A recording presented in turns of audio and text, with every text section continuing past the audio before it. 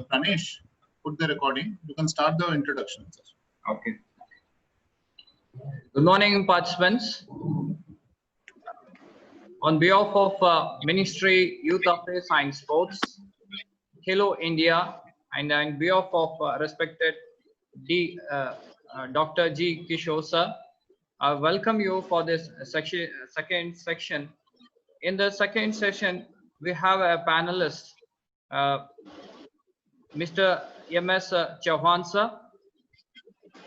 He's a program head, Head-Swasth Bharat program of Kendriya Vidyalaya Sangathan.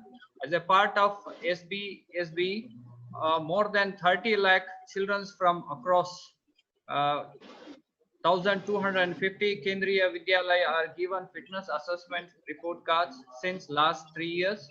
Over 50 lakhs fitness assessment have been done and now in the process of crediting national fitness benchmark under his guidance. And in this panel, even respected Sujit sir, his Sujit Panigrahi, Hello India and fitness coordinator is here. So on behalf of this program, I welcome you, sir. Sirs. And I welcome all the participants for this session. Participants, we have a special guest and a special speaker, Kalpana Sharma, a Dean, Faculty of Education and Director, Amity School of Physical Education and Sports Science. Madam is a passionate physical education teacher plus a vibrant, well-knowledge, well-enlightened speaker. About Madam has 28 years of experience in this field in teaching, training, organizing, and research work. Her core competency lies in the enrichment of physical education program to the university students, apart from nurturing the physical education teachers at the graduate and the postgraduate level. Madam has spearheaded the curriculum development programs and conduct of numerous sports events, fitness programs, and national and international conferences, entered into MOU with reputed organizations. With that, being a member of a curriculum committee for NCTE, CBSE, KVS, and MHRD, has contributed in the various curricular enrichment as well as the fitness assessment programs. Development as expert, she has published 5 books and many research papers in reputed national and international journals. She has a credit of 7 MPhil awards student as well as 9 Ph.D. awarded students. Madam, on behalf of Ministry Youth Affairs and Sports, Hello India, LNCP, and behalf of Dr. G. Kishore sir, Principal, I welcome you for this second section. Participants, please pay attention for expert opinion. Over to Madam Kalpana Sharma. Thank you, Sanjeev ji, a lot. Thanks a lot for introducing me to the participants of the second batch. And I take this opportunity once again to thank Ministry of Youth Affairs and Sports, Hello India program, as well as the LNCP Trivandrum and all the stakeholders who are, one second. And we can share. One second, that's where I'm wrong.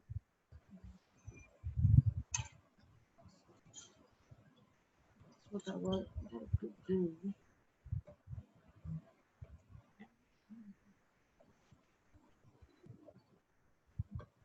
One second, I'll share. One second.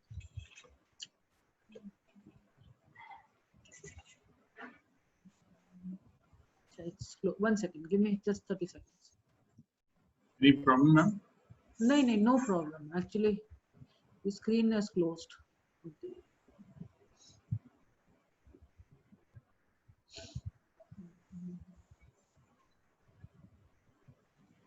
Is it coming?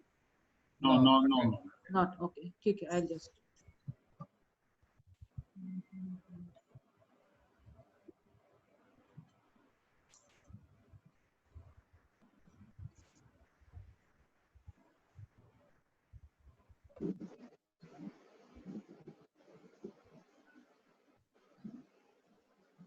Now? Yes, ma'am, it's coming. Great. Yes, ma'am. Okay, thank you so much. Okay, so I just wanted to thank each one, all the stakeholders, as well as the principal sir, Kishore sir, for giving this opportunity to speak and be amongst you. Though we are having a new mode of communication since the lockdown has done, and hence it's time to improve our communication with each other. And thus we have planned this topic called effective communication in physical education and sports. So let's quickly see this video, which talks about great expectations in physical education.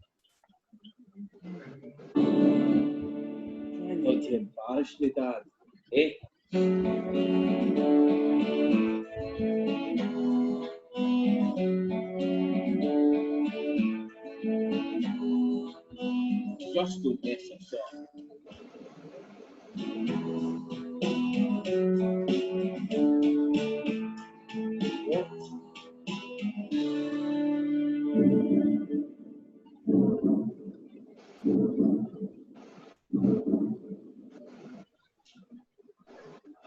Knew it. What a loser.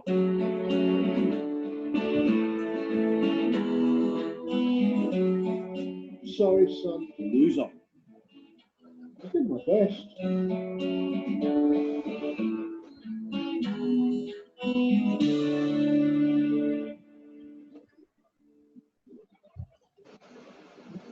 So thank you for watching this video, which was giving you a great clarity on the expectations we have. This was a father and son duo, which was showing you how the expectations are raised and how, if expectations are not met, what happens to the communication. So we will take the journey of communicating in physical education and sports. So in this slide, I just want to touch upon the physical aspect. As we always say, physical education is a part of education system, and hence it emphasizes on the holistic development of the child.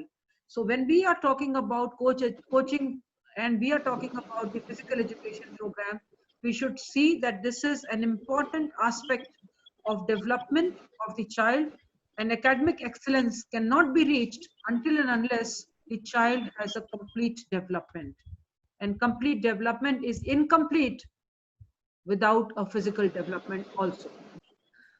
Then we have the need for good teacher communication. Teachers must communicate very, very nicely. I suggest you take 30 seconds to read the points on this slide, which will give you a fair enough idea what I want to say on this. What I mean by physical education, what I understand with as a student, what behavioral change I'm looking forward to is all what is talked about in these slides. So this says, for a good teacher-student communication, it is important to communicate, to change behavior, to get into action. Somebody's mic is actually open. Can that mic be closed? There's a lot of noise from a mic. Can you please close it? Thank you. Okay, so we are talking about need for good teacher-student communication, which includes to bring change in behavior, to get into action, to ensure understanding, to persuade, to get and give information. So when we talk of communication, communication is never one way. It is a two-way process. And when we talk, especially from a teacher perspective or from a coach perspective, we are definitely saying that it is a communication between the teacher and the student, the coach and the player. Our objective of our communication has to be set very clear, and that could lead to changing behavior, bringing the athlete in action, ensuring understanding, persuading him, or to get and give information. So these are some of the ideas which are important to keep the communication very, very clear. Now, what happens? Why our communication is not clear? You see, there are some bulleted points which you can read here. They are giving you why the communication breakdown is there. Why we are not able to reach to our last child in the class? Why the weakest player is not encouraged himself or self-motivated enough to perform better?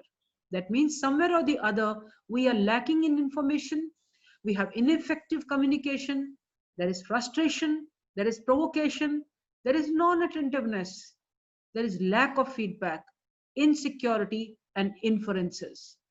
If I say so, how these reasons, if I try to detail, every reason can come up with a big story. Let's not go into those details now. We'll just stick to quick understanding of the reasons of these communication. When we say lack of information, definitely we are meaning that either as a teacher or a coach, information to me is insufficient to be shared to the students. Could be possible. My approach towards the students, if I am not informed, I will not be able to inform maximum. So information is the key to success in communication. Hence, be informed, and lack of information will create only a communication breakdown. Second is ineffective communication. There is a lot to speak about ineffective communication in few other slides. I'll take up there. But I just want to tell you now here that when we are saying ineffective communication, we are meaning that we are not leaving an impact on our children or athletes when we are talking to them. That is ineffective communication. Then we have frustration. Frustration is at both ends, at the student end also and at the teacher end also. And frustration also restricts us to what we are saying, restricts us to the way we are saying, restricts us to what we have to actually communicate. And hence the complete communication chain is broken if there is a lot of frustration either in the student or in the teacher. So frustration, we can look at both ends. Next is provocation. Provocation is also very important, and provocation has to be controlled actually. I will say, in other words, it needs control. We have to have our substance within us, not to be affected by what people are saying. In my previous session, I was just answering a question that should we basically change our way of communication by handling small children, adolescents, or maybe the seniors? I say absolutely yes. And that is where the words or the terms or the things which are talked to us should be taken care of and never get frustrated or provocated by those things.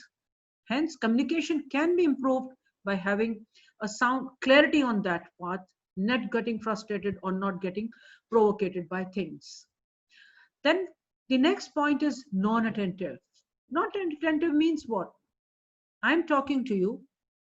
I have almost 895 participants listening to me. I don't know how many of you are attentive. I actually don't know, and I have no way to know today. Similarly, when we are talking to our children in our class itself,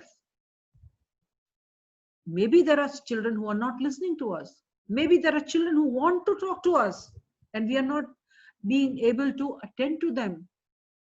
So it could be either from the student or from our side that there is non-attentiveness. So we have to be alert to find out where we are breaking our communication to our children. So non-attentiveness will lead to communication barriers. Then we come to lack of feedback. Feedback is basically communication, information to the children, information to the players about their performances, about their behaviors, and we need to inform our children, inform our players, what is their performance, what are the expectations we are setting with them, and hence we need to reach out to them. We expect to win, let's say 10 matches, but we talk to them only of 2 matches.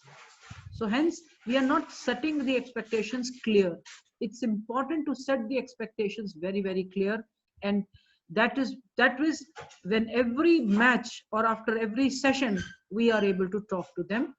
Even if it is a fun session, there is a lot to learn from it and a lot to inform back to all the children. Next is about insecurity and inferences. Insecurity and inferences. Insecurity leads to lacking confidence. not building confidence amongst the player and the teacher, and hence there is a lot of communication barrier when we are feeling insecure. And yes, inferences is a very, very important term here. Inferences, in other words, we may understand, हम judgemental हो जाते हैं कई बार, हम सोच लेते हैं कि हाँ ये तो ऐसा ही होगा या ये तो ऐसे ही करेगा, और इसी तरह से उससे हम फिर हर बार बात करते हैं. तो as teacher we should have the maturity, we should have the understanding not to set inferences for any situation or for any individual also. कैसे इसको ठीक करना चाहिए, इसकी रेजोल्यूशन स्ट्रैटेजीज क्या है? आइडेंटिफिकेशन, किस चीज का आइडेंटिफिकेशन? प्रॉब्लम आइडेंटिफिकेशन करो, इशू का आइडेंटिफिकेशन करो, इंडिविजुअल्स का आइडेंटिफिकेशन करो. कौन से ऐसे बच्चे हैं जिनको आपको लगता है कि कम्युनिकेशन में बैरियर हो रहा है या जिनको हम रीच नहीं कर पा रहे हैं. So identification is a very very good resolution strategy for enhancing the communication. Second, avoidance. Avoidance किस चीज की, किसके लिए? ऐसी कोई भी परिस्थिति, ऐसी कोई भी स्थिति जो कि इस तरह को लीड कर जाए जिसमें कि कॉन्फ्लिक्ट हो, उस तरह की हर परिस्थिति को अवॉइड करते हुए चलना चाहिए. अभी पिछले सेशन में एक ईगो की बात आ रही थी कि टीचर में भी ईगो है और बच्चे में भी ईगो है. I think avoidance is the answer to that question. Both parties अगर ईगो रखेंगी तो उसको अवॉइड करने के अलावा कोई और सोल्यूशन नहीं होगा. And hence we talk about the problem solving part, which is important, that we should always work as a problem solver. कैसी भी परिस्थिति हो, हमें प्रॉब्लम को सॉल्व करना आना चाहिए और सॉल्व करना ही चाहिए. Use of appropriate communication skills. हम क्या बात कर रहे हैं, क्या शब्द यूज कर रहे हैं, what we are talking and what words we are talking, in which tone we are talking, everything matters. And to which age group we are talking, that also matters. So listening and resolving is the key to break the communication, and it will enhance the learning by and large. Then we come to our communication strategies. Quickly, I would like all of you to see this for 10 seconds. And I would like you to punch in at least one keyword which you have taken away from this slide. These are communication strategies. Punch in one keyword which you have taken from this slide. What to and how to say. Cultural and gender differences. Inclusivity. These are very, very important. Then we have how to, what and how to say. कहना क्या है, क्या कहना है, कब कहना है. Cultural and gender differences. Class में या एथलीट्स में अगर कल्चरल डिफरेंसेस है या जेंडर डिफरेंसेस हैं, how to handle that. Inclusivity को कैसे एड्रेस करना है. That all is a part of big communication strategy. And उसके लिए what we have to do, we have to be clear and concise. I hope you have punched in very fast. So we have to be clear and concise. We have to be honest. We have to own our message. We have to reinforce with repetition.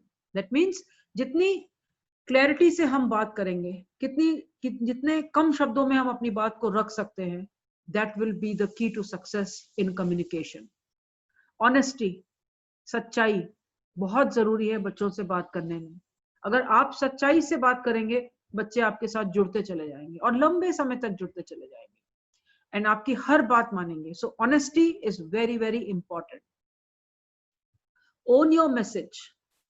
जो आपने कहा उसको own करो, उसको value करो. अगर आपने कोई चीज कह दी है तो उसको करो.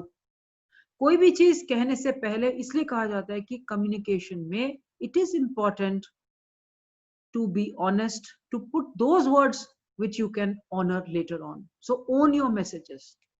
Then reinforce with repetition. अगर आपको कोई एक डिजायर्ड गोल, कोई चीज करानी ही है, कोई ऑब्जेक्टिव आपको अचीव कराना ही है, तो that has to be repeated. If I am talking of very small children, I can say skill learning करानी है, उनको कोई गेम कराना है, उनको कोई जंप कराना है. इतनी छोटी छोटी चीजें भी हो सकती हैं. और एक बड़ा सा गेम जीतना है, that also requires reinforcing with repetition. I throw more light on inclusivity here because this is important. हम आजकल उस तरह के स्कूल्स में आ रहे हैं जो कि एक इंक्लूसिव स्कूल्स होते चले जा रहे हैं.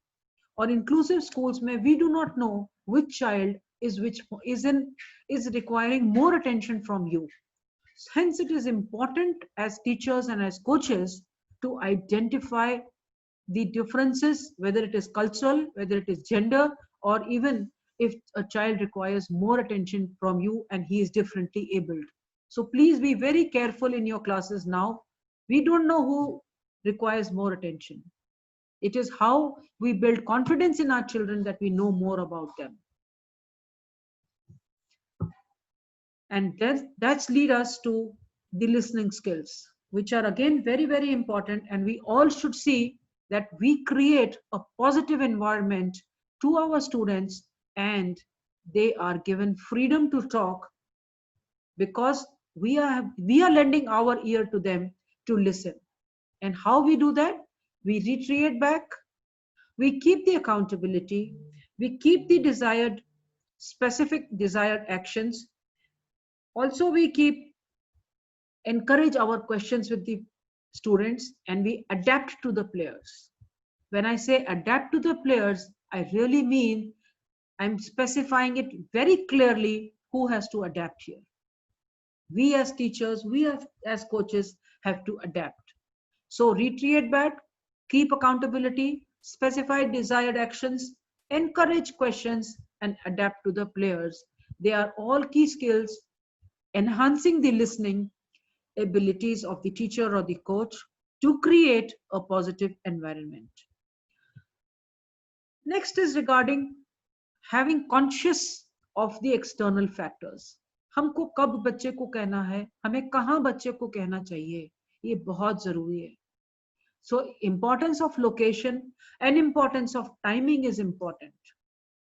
बच्चे बहुत सेंसिटिव होते हैं, छोटे से छोटा, बड़े से बड़ा. आपको नहीं पता उसकी कितनी मैच्योरिटी है, बिकॉज हम नहीं रैली में ऑब्जर्व कर पाते in a class of 50, in a class of 60 कि कौन सा बच्चा कितना सेंसिटिव है. इसलिए as a rule we can think about location. Group में एक बच्चे को हम बहुत ज्यादा डिफरेंटली ना बोल दें जो उसको बहुत बुरा लग जाए, कोई उसको साइकोलॉजिकल इम्पैक्ट ही हो जाए. We have to be very careful. और समय, टाइमिंग, हम जिस टाइम पे जिस चीज को कहना चाहिए हमें उसकी भी बहुत बहुत महत्ता है, बहुत इंपॉर्टेंस है. क्यों इंपॉर्टेंस है? बिकॉज किसी चीज को कुछ हुआ, कोई ऐसा एक्शन हुआ जिसको हमने उसी समय करेक्ट नहीं किया और हमने 10 दिन बाद 50 दिन बाद कोशिश की कि हाँ उसको हमने कोट करके एक डिफरेंट लोकेशन में जाके उस बच्चे को कुछ कह दिया. It will create a very wrong impact on the young minds. So we have to be very careful while talking to our children. Please bear where we are talking, किस जगह पे हम हैं, उसकी लोकेशन सही है या नहीं, बच्चा और बच्चों के साथ तो घिरा हुआ नहीं है, और उसकी इम्पोर्टेंस एक समय सीमा में भी हमें बात करनी चाहिए. So take care on these points while interacting with the children. Okay, this is my favorite slide. And it talks about free expression, which is equal to better performance. Why free expression is important? एक journeys होती हैं बच्चों की. एक बच्चा जब बिल्कुल छोटा होता है, बॉर्न होता है एक तरह से, और जैसे जैसे वो बड़ा होता चला जाता है, it is we as teachers who have to ensure that that child is still expressing freely. If we want a better performance from the child, we have to give him that expression of freedom to express him. So what we as teachers can do, we can allow players to freely express themselves how they feel. We can encourage trust and confidence by way of expression. We can create an open door policy. कुछ भी कहो, जो कहना है कहो, कहो तो सही. कहना ही बंद कर देगा तो एक्सप्रेशन ही कहाँ रह गया. इसलिए जितने ओपनली बच्चा बात कर सकता है, ठीक है, हमें एक बार अच्छा नहीं लगेगा, कोई बात नहीं, लेकिन कई बार बच्चे बहुत अच्छे सजेशंस भी लेके आते हैं. And we should always have an open door policy in discussing with the children, and that's what is known as promoting democratic style. So I suggest that we should adopt this free expression policy, and this free expression policy will also have better performances of children or players, and which will lead to happiness and positivity. ये तो बहुत ही important है कि अगर performance अच्छा हुआ, जल्दी से देखते हैं क्या किया था हमने, फ्री एक्सप्रेशन किया था और बेटर परफॉर्मेंस के लिए किया था, और उससे हमने लीड किया हैप्पीनेस और पॉजिटिविटी में. सो अल्टीमेटली हम चाहते क्या है? आज जब पैंडेमिक हो रहा है तो हम क्या चाहते हैं? हम सब चाहते हैं कि हम पॉजिटिव रहें. आज हम सब चाहते हैं कि हम खुश रहें और हम अपने घर में भी हैं. तो हैप्पीनेस हम अपने उस छोटे से स्कूल में, अपने उस छोटे से क्लास में, अपने उस छोटे से कोचिंग सेंटर में भी क्रिएट कर सकते हैं by way of our communication, by way of making children a democratically decision makers. So a negative way will be when a coach uses a negative approach.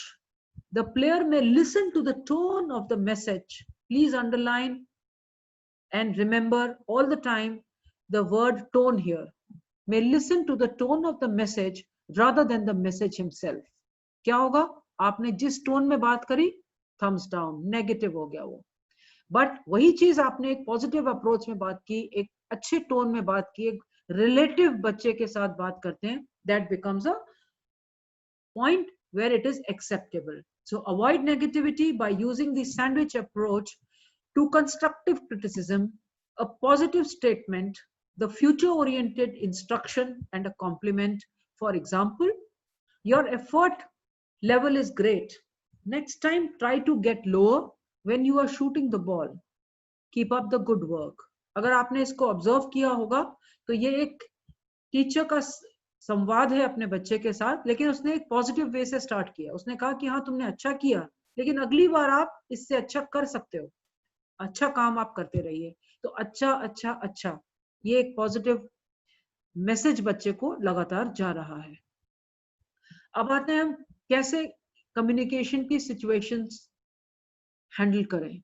So communication is also equal to handling situations. And when we say handling situations, किस तरह की situations handle कर सकते हैं? Team और individual wins, queries about decisions, appeals against decisions, abuse towards officials or opponents, abuse of equipment, not happy with selection decisions, any misconception, disagreement with and questions of decision results, official protest. This slide, basically you should see the body language of the coach.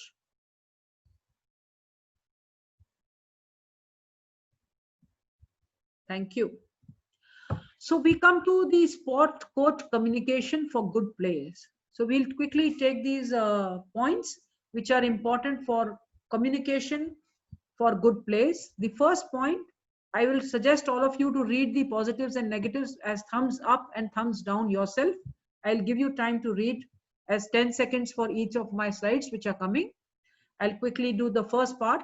When the team or athlete accomplishes something, please read down.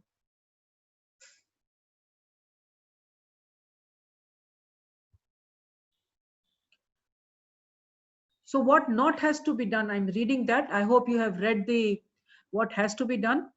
Don't expect excellence and therefore not notice or reward it when it happens. Never take their skills or abilities for granted.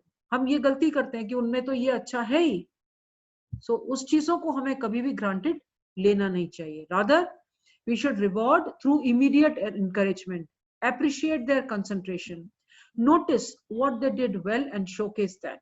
जो चीज उन्होंने अच्छी की उसको तुरंत appreciation होना चाहिए. And positive things जो होती हैं वो एथलीट के माइंड में हमेशा बनी रहती है और उससे उनका सेल्फ एस्टीम भी improve होता है. This takes me to the second. When something unwanted occurs on the field, read the positives quickly. जब कुछ ऐसा होता है जब फील्ड पे जो नहीं होना चाहिए, do not punish them for the mistake. कभी भी punish मत करिए फील्ड पे. Do not communicate in a way to damage the athlete's self-esteem. Lack of confidence will lead to developing a fear of failure mindset. गलती करने पे अगर punish कर दिया जाए तो वो सेल्फ एस्टीम बहुत ज्यादा कम कर सकता है. So encourage them, positively motivate them, give them a process for improving their performance. Performance improvement का प्रोसेस डिफाइन करिए rather than कि वो पहले गलती करें फिर उसे हम ठीक करें. I am sure most of us are doing this, but just I am also reinforcing that create a process for improving the performances. Then we come to the next. When a player is obviously not focused on the right thing to perform at a high level, please read the positives.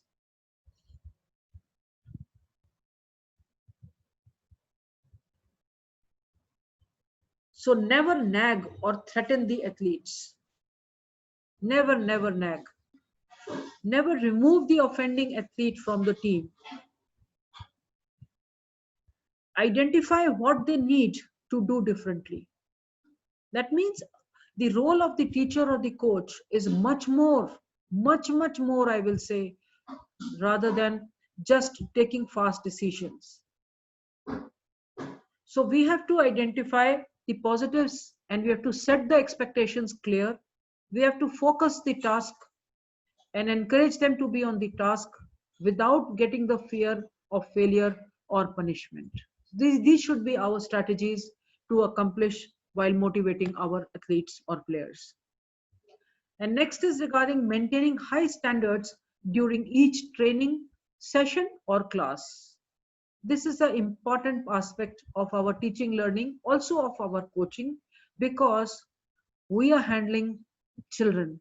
And because we are handling children, they are also investing their time and we are also investing in our time.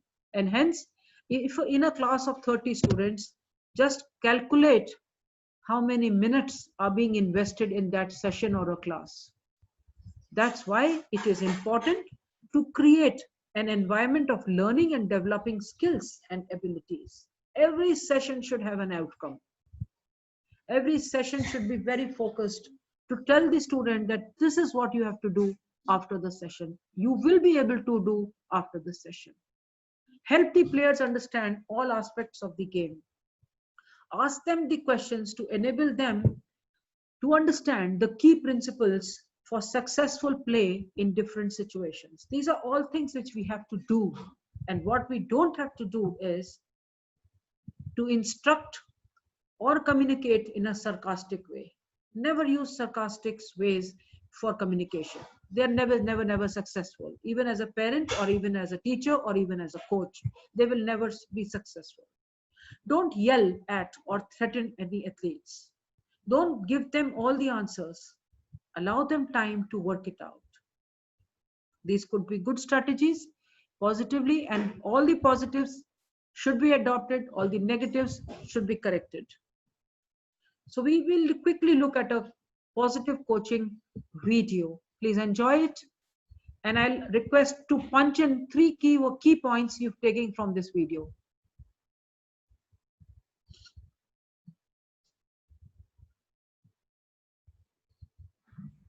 Just go back, ma'am. Yeah. Positive coaching.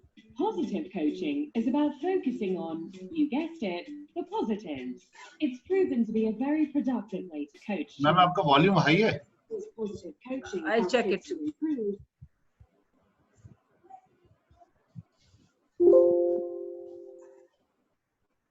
नहीं, ये नहीं, volume आपका volume. Positive coaching is अभी ठीक है. अभी ठीक है. हाँ. about focusing on, you guessed it, the Present positive. कर लीजिए ma'am. It's proven to be a very productive way to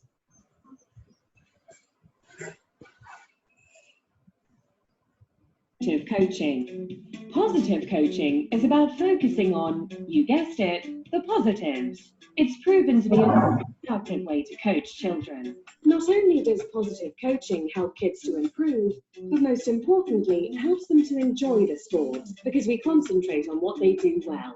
In addition, if the child or student has to practice the same technique over and over again, they are soon going to get bored. The chances of getting better are less likely, and they will not enjoy the session. Remember that the child is the most important person when teaching.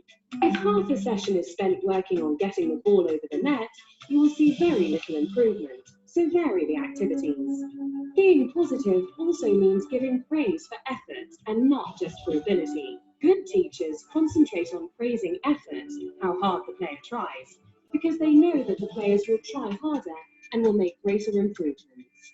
It is important to show encouragement, not just through the words you use, but also through your body language and facial expressions. Little tips such as crouching down to their level, smiling, clapping, or giving a thumbs up when they achieve something is important to young players.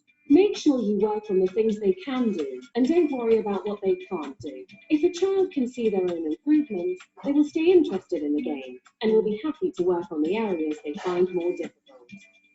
Finally, remember to ask children questions and listen to their answers. Communication is very important for improvement. So now that we've explained the principles of being a positive coach, why not? Okay, I hope you would have enjoyed this. So communication is equal to positive engagement, be it teacher or be it a coach. So we take up some points here of examples of how communication has to be handled by the teachers or the coaches. So first is describe what you have observed. You may read the example for yourself, and I will just talk about what and how a coach should be doing. So avoid generalizations like always and never. Such generalizations should be avoided in all our communications. Simply describe exactly what you saw. Steer clear of words that imply motive or attitude, such as uncooperative and not a team player.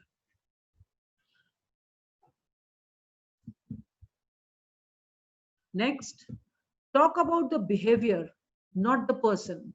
I'm sure all of you must know very well about the Gandhian philosophy on this.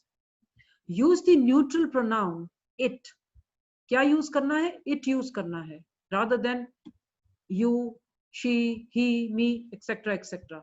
So you don't make the team member feel defensive. Neutral करते ही हमारा message सबके लिए जा रहा है, rather than it is going only to a concerned child. Make specific recommendations for improvement in case of mistake. Mistake में जो गलती हुई है उसकी correction बताइए. You may have to yell out stop when an athlete is making the same mistake over and over. You can read the example. Because when you execute the blocking drill, quickly move your feet to the right and you will be able to better protect your position. So उसे करना क्या है उसके बारे में recommendation या information या communicate करना है. And hence a coach is someone who can give correction without resentment. I will suggest all of you, these words are given by Coach John Wooden.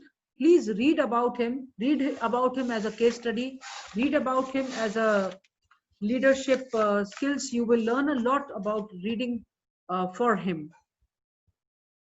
And just in the last, since I hope I have tried to meet the time expectations of the organizers, I will summarize my session. To work with a physical education teacher, community or a community coach must do the following. Set real expectations so that there is reduced stress. Expectations is important. As parents should also set expectations clear where you want your child to reach in the game, so that there is no clash. As there is a question in the last session कि parents come and tell me that my child is not performing या आपने मेरे बच्चे को नहीं खिलाया. So expectations have to be set to all stakeholders at the initial period itself. Work on good communication. जब भी आपको लगे कि आपका communication आपकी तरफ से improvement चाहता है, please work on it. It is important. Work on the tone. Don't forget the term tone here. Have good listening skills. Listening skills का मतलब है the more we listen, the better we are able to communicate, because listening के अंदर ही 75% of communication बसा है. Free expression leads to better performance. Definitely, the more freedom is there, the more expression is there, the better the performance is. And this is not only true for our children, this is true for everyone alike. Have happiness and positivity. The more happy somebody is, the more positive somebody is, the more freely somebody is expressing oneself, expect higher outcome of performances. And lastly, have pragmatic engagement with athletes. I hope you would have enjoyed this session, and if you would have taken back home some notes for using in the future, and I will be happy to take up your questions as much time which is available to us for this session now. Thank you all. Thank you for your patient listening. Thank you, madam. A wonderful experience for us also. Madam, few questions. So I like to answer, madam. Yes, please. We can take those. How can a coach can understand the negative thoughts of a child? Okay. This question is by? Manish Shukla, madam. Okay. Manish ji, thank you for your question. I think it's a wonderful question, because negative thoughts, and you have yourself half answered my question here itself, because the moment we say negative thoughts, we are also saying that there is a thought process there. And when the thought process is there, the thought process is in the mind of a person. We are not superhumans to understand directly the mind of a person. And hence, the suggestion to Manish is that we have to observe the actions which are being taken by the player or by the student, because the actions determine what is in the thoughts of a person. And once you have observed that, definitely you have, and hence you have the question, please go into the root cause of these actions, the root cause of why such actions are being taken by a child or by a player. Find out his situations in school, within his peers, within his families. You have to dig down more to come to some certain solutions. I hope I have answered you. Thank you. Thank you, ma'am. Participants and panelists, in this panelist, Mishra sir is there and Sujit Panigrai sir is there. Sir, you like to add anything? Sanjeev. Sir. Ma'am, actually, the question which was there, one of the question was basically that if there's a basketball team and there are 10 players, yeah. Two, 3 players actually don't get a chance to play. And the parents are actually very upset about it. How do you communicate with parents? Okay, so you want me to take that question? Yes, ma'am. Okay, great. So this question is very, very crucial and very important, that there are 10 players in a basketball team, and out of the 10, 3 players do not get actual time playing, and they are not substituted also. What to do? My answer to this will be, for all of us, that the expectations of the parents have to be set at the first go itself. That means the moment a parent registers the child with us, either as a student or as a community coach, if you are having that student, the expectations of the parents have to be set in very clarities, and the level of the performance of the player or the student has to be assessed, so that we know the journeys which we are going or which we want to take these students with us. Once the expectations are set, as a teacher or as a coach, my responsibility will be that I also set my calendar and share the calendar of what the journeys I'm going to take your child to, and what are the milestones in my calendar. Milestones, when I say, that means when the matches are going to happen. All of us do that. We make a team of 10 players. We tell them, okay, we have to play 10 matches in one season. These are the 10 matches. When these 10 matches are going to happen, please inform parents also. Maybe in one game situation, the skill set is not there of a player that he could have been substituted. So the parent will have the satisfaction, okay, this time my child did not play, next time my child will be definitely playing. So the expectations have to be set, and aspiration also of any athlete has to be set in that manner only. We are playing for a team. We are not playing as an individual when it is coming to a competition of basketball. So expectations, aspirations has to be set very clearly. I hope I have answered, Sujit. Yeah. Ma'am, one question by Jyoti Kant Mayur. She asking, how do you enhance listening ability in junior students? Basically, जो छोटे बच्चे होते हैं बहुत सारे silly questions पूछते हैं और वो सुनते कम है, बहुत ज़्यादा सवाल पूछते हैं. तो उनमें listening ability कैसे develop किया जाए? A very good question. Or is it required, not required? जैसे भी. Okay. Thank you so much for the question, Sujit.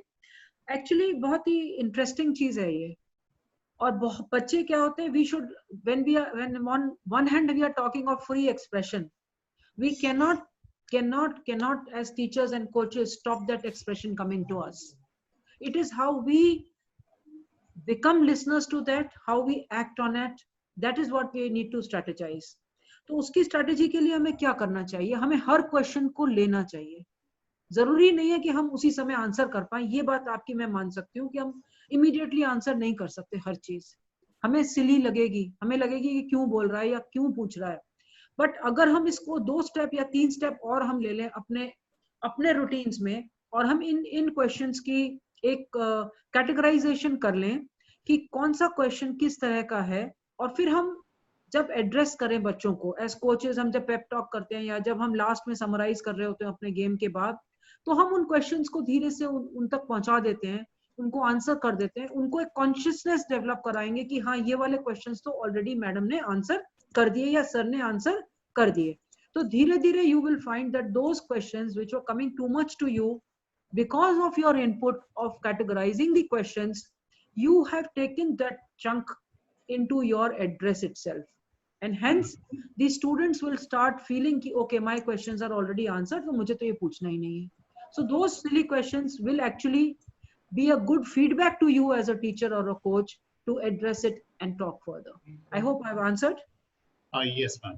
Thank you. Question है, someone probably not feeling very confident puts himself as anonymous attendee.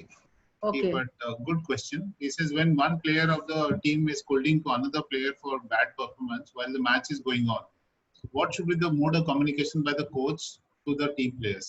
Is it better to suggest them at the moment or after the game or match? उसमें ma'am वो role of captain भी आ जाता है, but yes, you can. You see, it's a wonderful question, I will say, because ये situation तो जब भी match होगा, practice match होगा, fun game होगा, every time आएगी. And I think I will talk on 3 aspects here. And yeah.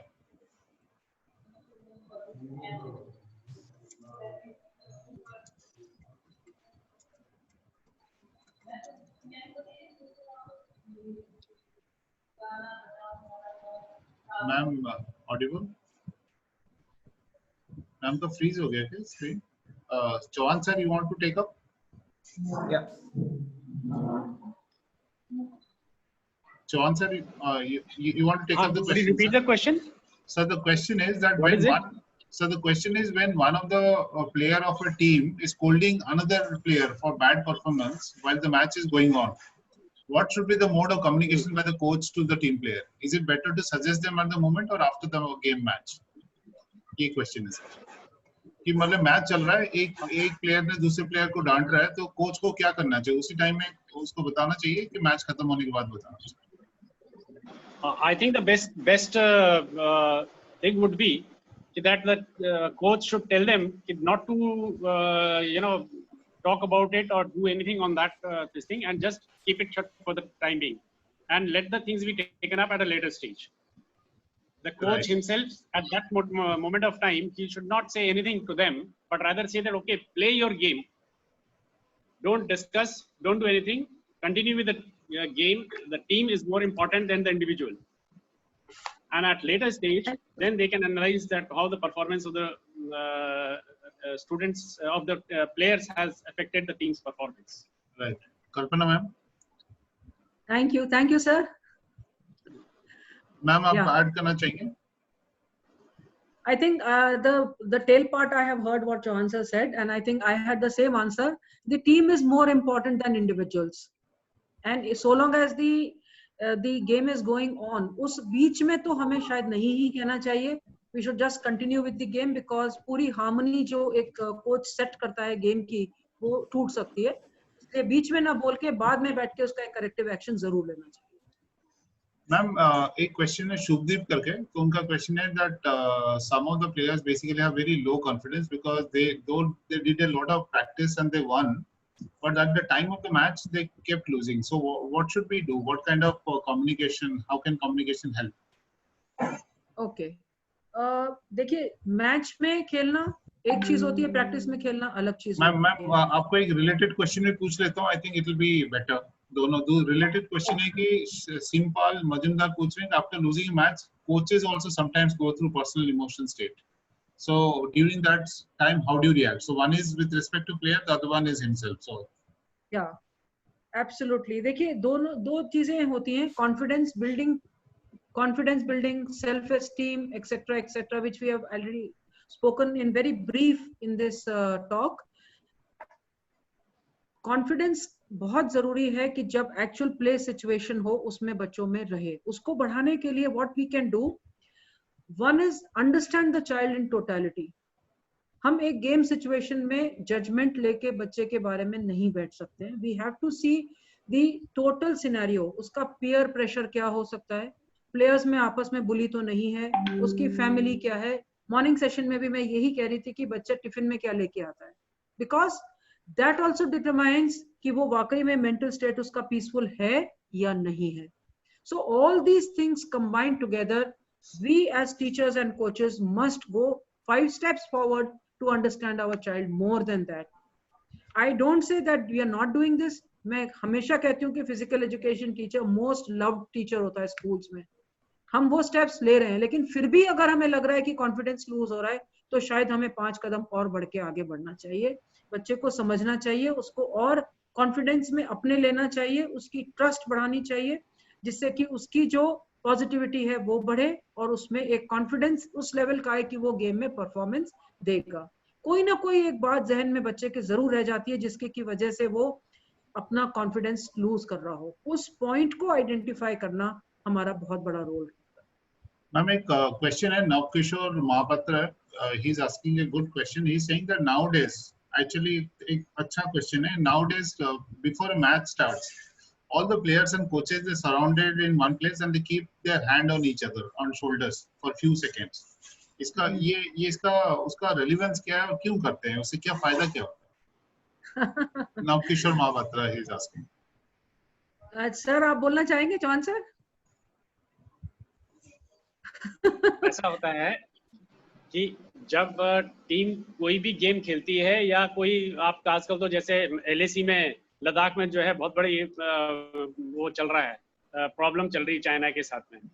तो कोई भी जब टास्क आपको दिया जाता है तो टीम एक हडल में आकर के ये डिसाइड करती है कि हम सब एक हैं, we have one motive and the motive is to win. And that is that is the thing which brings in that motivational factor amongst the team players, that we are one, we are different bodies but the motive and the force is one.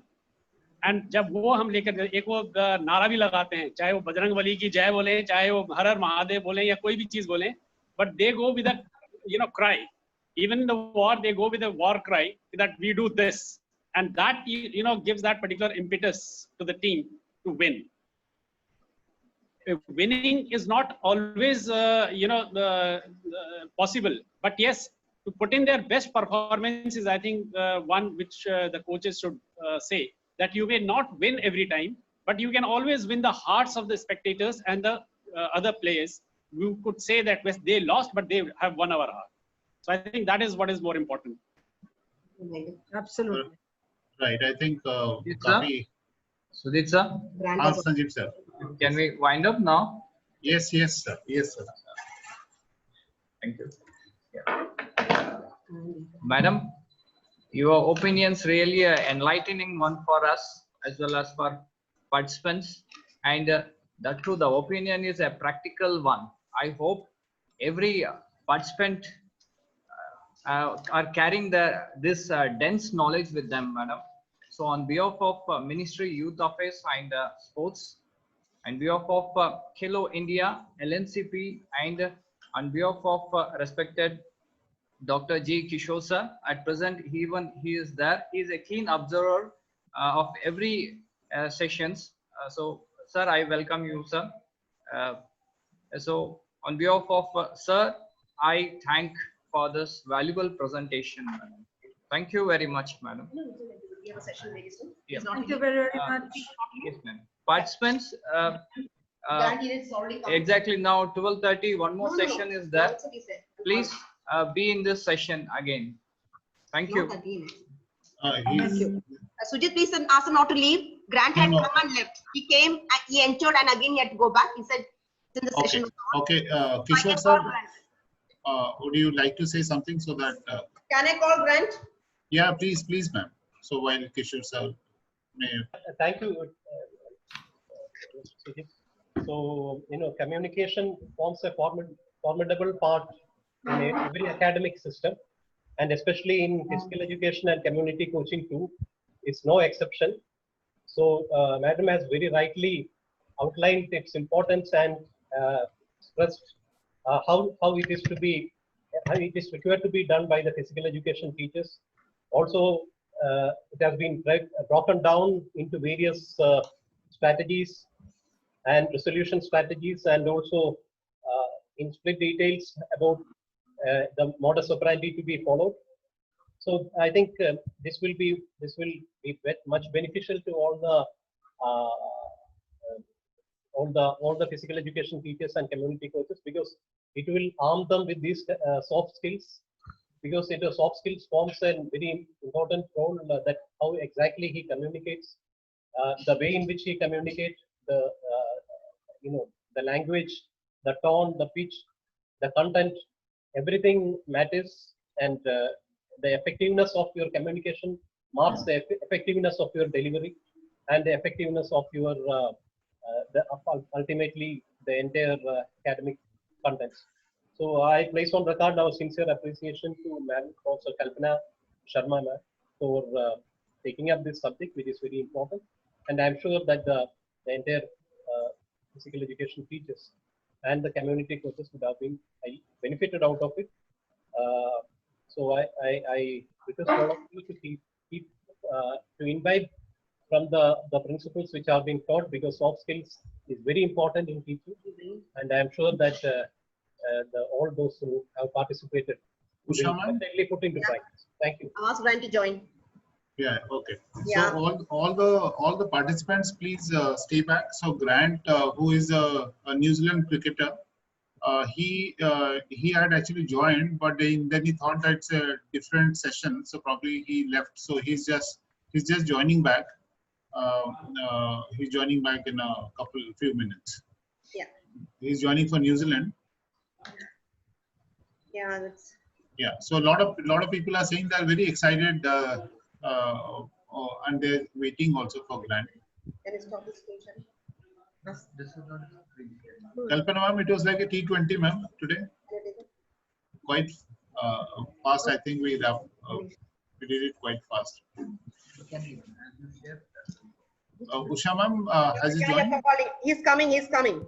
Okay. I've just sent a message to him since he said me. Did you include it? Today we also are very fortunate. We have two of the panelists with us. We have Sony Cheruvattur, who's a former Ranji captain and a Dilip Trophy player. He is currently coaching the Ranji Trophy team as a star sports commentator, as an expert. So we did very fortunate to have him as one of the panelists. Okay, great. A warm welcome to you, Sony Cheruvattur.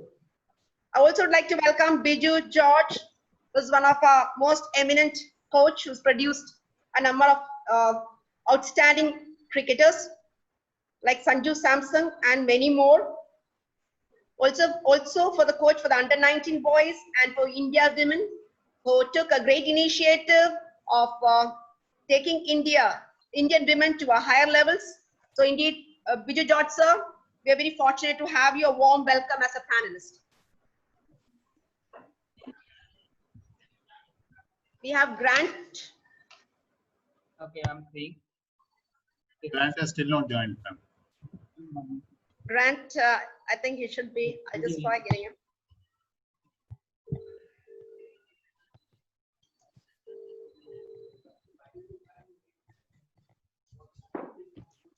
Hi. Hi, Grant. Can you join? Can you hear me? Grant is not there yet. I don't see. Can you join, please? All are waiting for you in the webinar. Yeah, he's there. He's there. Yeah, you join. Fine. Thank you. But someone has to. I don't have. Yeah. Okay, Grant. Yeah. Grant has joined. Yes.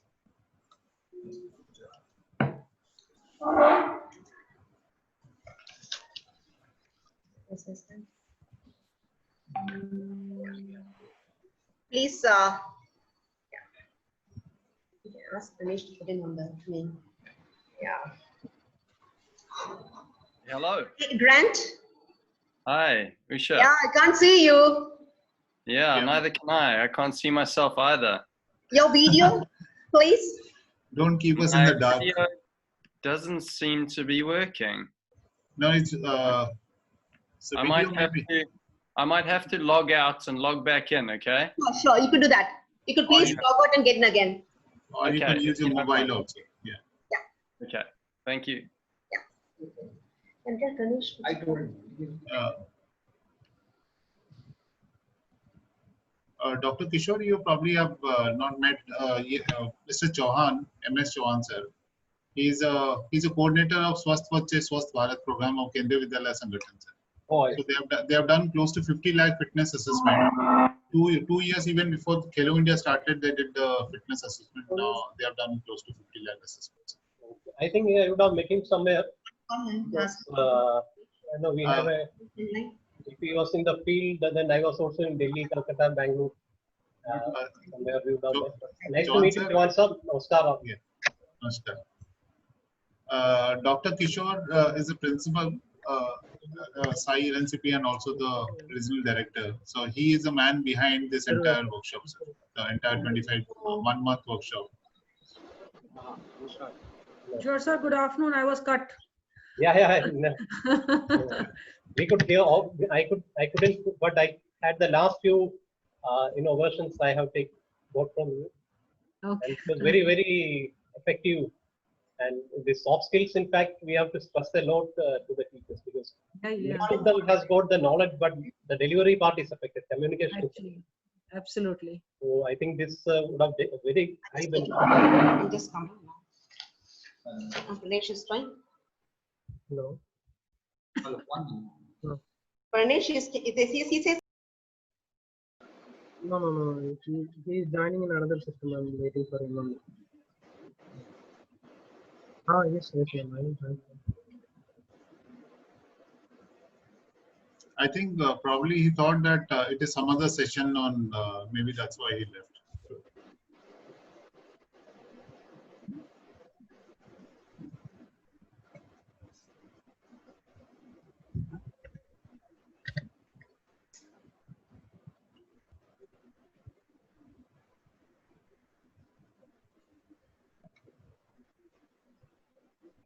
We have also in Kerala conducted a test.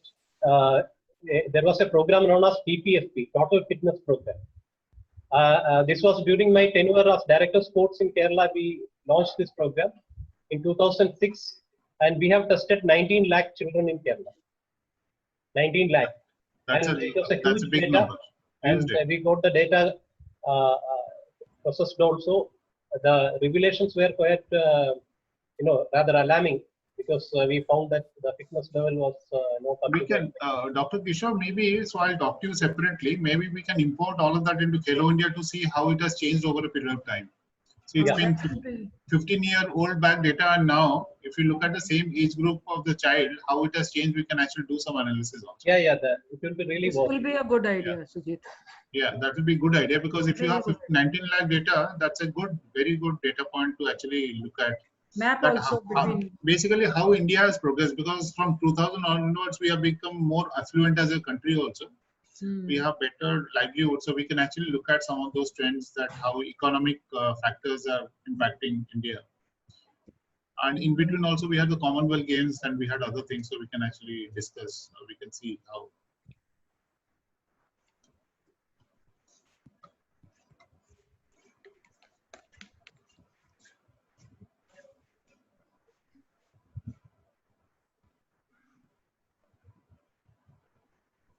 Ma'am, meanwhile, we can take a couple of questions, ma'am. Kalpana, Just a minute, just a minute. I'm trying, you know, he's sending, okay, you can do that, but as soon as he's out, please stop it. Yeah, we'll do that. Yeah, we'll do that. Stop it there so that, yeah, otherwise, sure.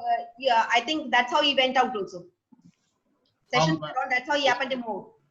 Granted it. Yeah, okay. I think he has come, he has joined. Okay.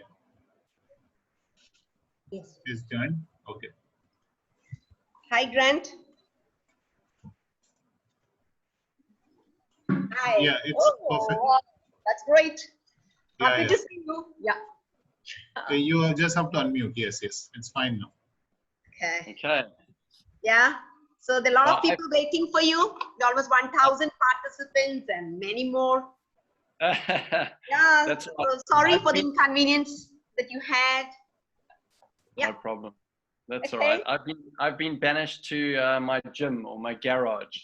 So while the kids are asleep, I'm in my. Oh, that's great. This is my work area. Nice. Okay, so indeed, we're very fortunate to have Grant David Elliott, who was born on 21st March 1979. Is a former New Zealand cricketer who played all formats of the game, primarily a batting all-rounder. Elliott contributed a man of the match performance to provide entrance to New Zealand's first ever World Cup final by beating South Africa in 2015. Domestically, he played for Wellington Fibers. And he is son of the South African plastic surgeon. He attended his college in Scythians College. Notable cricketing alumni include Michael Lum, Roy Pioneer, David Turbuck, David Rundle, and Kagiso Rabeda. I think his bio is so much, but there was something which I think I had to tell you, because he debuted with 67 in 1996-97 at Gorton, where on the advice of his captain, former New Zealand Test keeper Ken Rutherford, who saw the quota system possibly blocking his path to higher honours. So Elliott left his native Johannesburg in 2001. He played one match for South Africa against India before he qualified to play for New Zealand in 2007. Called up to the national team in early 2008 during England's tour, he made his test debut against England in the third test in Napier, replacing Jacob Oram. Elliott has gone on to also make his ODI debut for New Zealand against England, taking 3 wickets.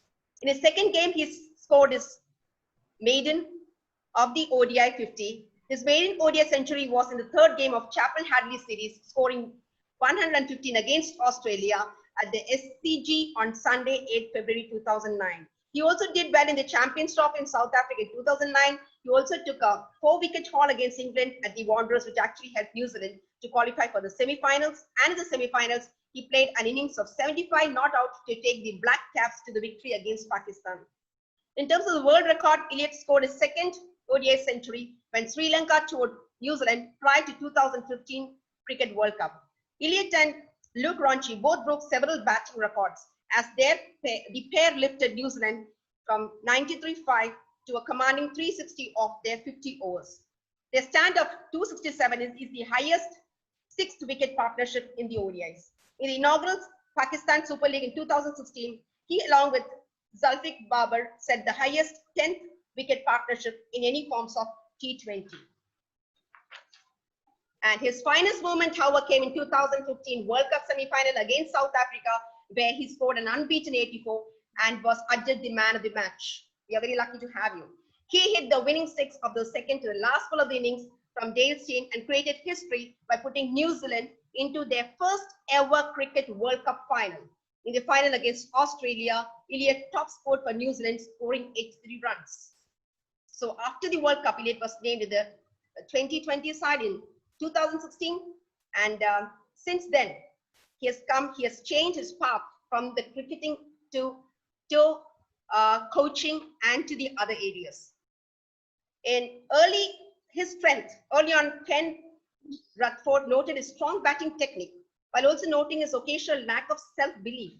Former coach of the Wellington Firebirds, Anthony Stewart, commented that was a tough cookie and praised his commitment and high work ethic.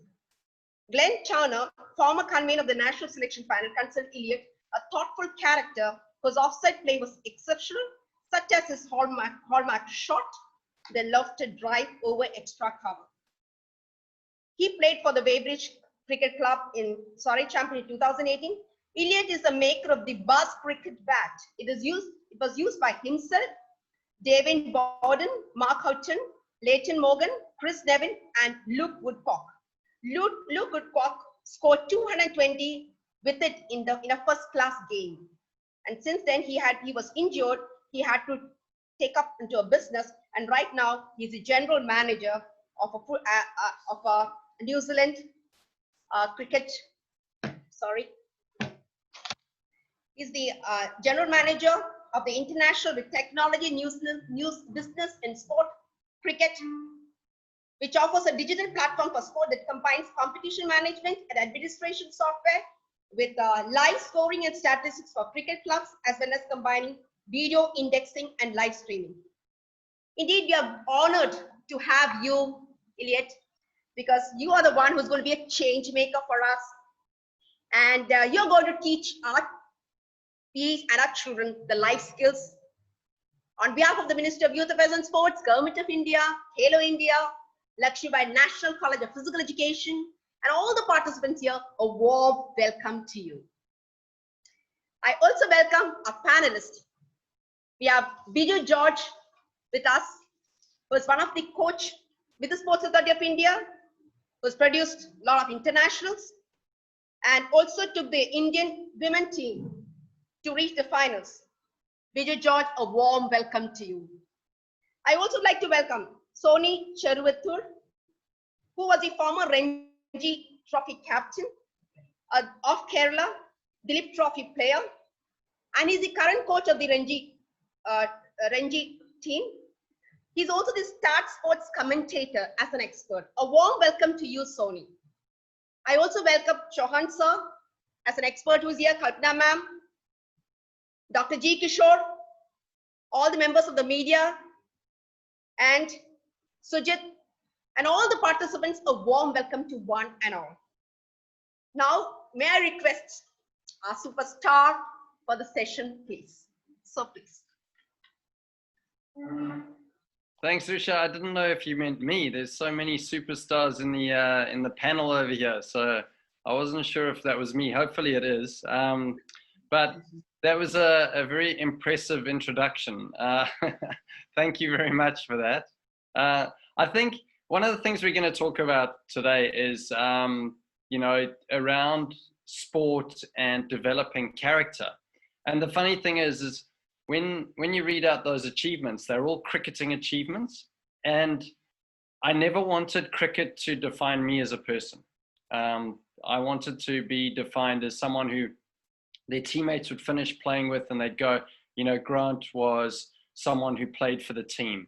He was a team player, a great guy, committed, disciplined, all those attributes that you can take through to life. And where we can get caught up a lot of the time is we get caught up on the technical aspects of things. And a little bit of the, you know, the romance of the sport, which is, you know, scoring 100 in front of a Eden Park crowd, you know, or Eden Gardens crowd on test debut. But we fail to coach those elements of that are character driven. And I think, you know, I'm all about character. I think that sport can really be the vehicle that can help us as coaches and participants and parents, teachers, to help children develop those character traits that they need.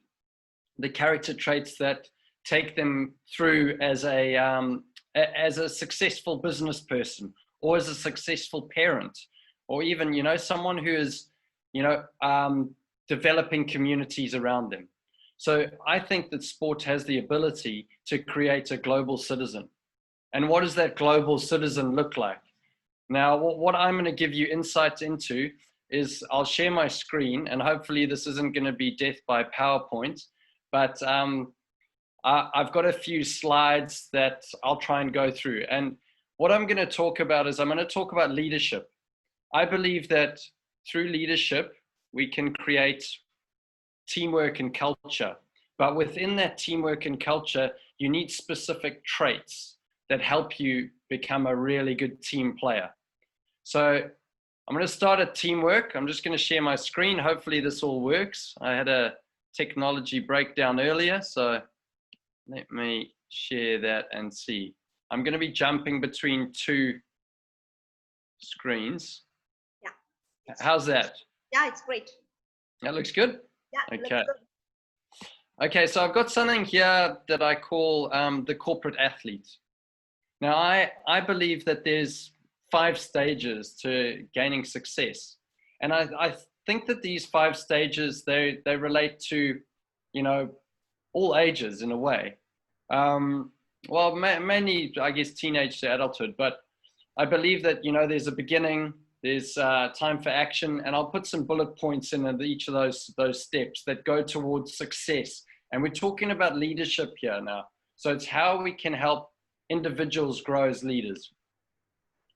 So firstly, the beginning. I believe that everyone needs to set goals. Now those goals, they might be around the technical, the tactical, the mental, the physical. There's all those 5 pillars that we look at, and not just high performance. This is relating to everyone. We're trying to grow our sportsmen and women as people. We want them to be, you know, fantastic mothers, fathers, and contribute to community. So goal setting, I think, is paramount. You have to know what you want. You have to be passionate about what you do, and you have to aim for world class. I think if you can aim the best that you can possibly be, and that's aiming the top. If you're aiming world class and you don't reach it, you're still going to be decent. Now, I think I made a mistake early on in my career where my goal was to play for New Zealand. So, you know, playing for New Zealand, I was kind of up there. World class was all the way up there. So because I was aiming for New Zealand, I reached my goal, and then I was like, well, what's next? Where do I go next? And I struggled for maybe 2 years of thinking about, you know, where I wanted to go. Now, I could have worked on myself as an individual and those character traits. So I believe that that's the first stage anyway, is where you want to go, what you want to do, and aim for the best. Then we get taking responsibility, time for action. So that's cultivating the right attitude. We all know what that right attitude looks like as a team player. Working hard, working smart, and persevering, resilience, which we'll get back to. So all those character traits that come into the fore. Trust with your teammates, important. Finding and mirroring your mentors. If we can find a mentor and we can work out the good points that they have and the attributes they have that we want to emulate and mirror, then we've got a great chance of actually becoming great or becoming, you know, who we want to be. But a lot of the time, the mentors actually will mirror the attributes that we want from great global citizens. And I think that working hard and working smart, it's not the person that necessarily is doing the most work, but sometimes we only work out later on. It's working a little bit smarter and having quality instead of quantity. Trust is a foundation that every team needs to have. And I think that trust makes us accountable to our roles. The next step after time for action is strong character traits. So the first 2 steps, I almost feel like you can, in a way, you can be quite insular and you can work on yourself. So it's that time for like self-reflection. What are the skills I need?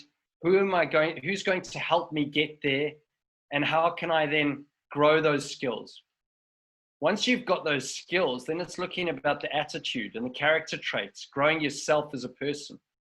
So resilience and grit, failing fast and moving on. Now, this is a massive one. I'm huge on this because in this day and age, I mean, we know that there's 55% of the jobs in the next 15 years will be gone as we know it. There will be job creation, but we're going to have to be innovative. We're going to have to be able to adapt to change. If you don't have players, students, or ourselves that can adapt to change, we're going to struggle. Once again, it comes up cultivating the right attitude. That attitude of, I want to be here, I'm coachable. Someone that's coachable, someone that gives energy to their teammates. It's so important. I call people that don't give energy to teammates, I call them energy vampires. And I want people who are quite consistent, or teammates that are quite consistent. They come into the change room and I know what sort of attitude they're going to have. I know that they're going to be the sort of person that I can rely on. And that's the sort of attitude we want. Resilience comes up again, and adapting to change. So we had the beginning, then it was, cultivating that right attitude. And now we're looking at teamwork. So it's, how can I become a great team player? And something we used in the New Zealand team was selflessness. This was a huge characteristic that we looked at. And we thought to ourselves, well, we want players and teammates who are going to play for the team. We don't want people who are selfish in their approach. And sometimes our coaching can actually push players to think too insular. Teamwork is all around us. Once we finish our sport or finish school and we get into a company or corporate, we're going to have to work with others. So, communication, collaboration, we need to build those people and those team skills around us. And a nice story about the World Cup 2015, that was probably the best, most high performing team I've ever played with.